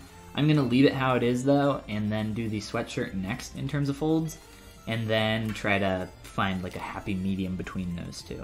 But I think that's probably a good place for us to stop today. I don't see any additional questions before we head out. Just make sure. Ooh, gonna be doing some Maya quad draw retopoing. That sounds like fun. I've only played with that like once or twice. First time to use Maya to do any serious thing. Well, that sounds like fun. Maya is a lot, I think. Well, there's a ton of stuff in Maya, but I think the learning curve in terms of just getting in and doing stuff in Maya is a lot less steep than something like ZBrush. ZBrush, at least initially, is just like, wow, this software is like nothing I've ever used before. A pretty intense transition from other 3D applications to this. But let's see, anything else before we bounce? You heard, did somebody say quad draw? Ears perk up. It's pretty nice to use. Tatami likes it. Awesome, man. Well, like I said, I think that's going to be a good place for us to hop off.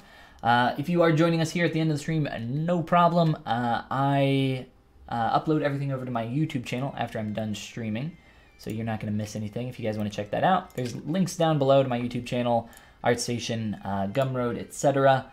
On my Gumroad, I have some brushes, materials, base meshes, base mesh is so hard for me to say.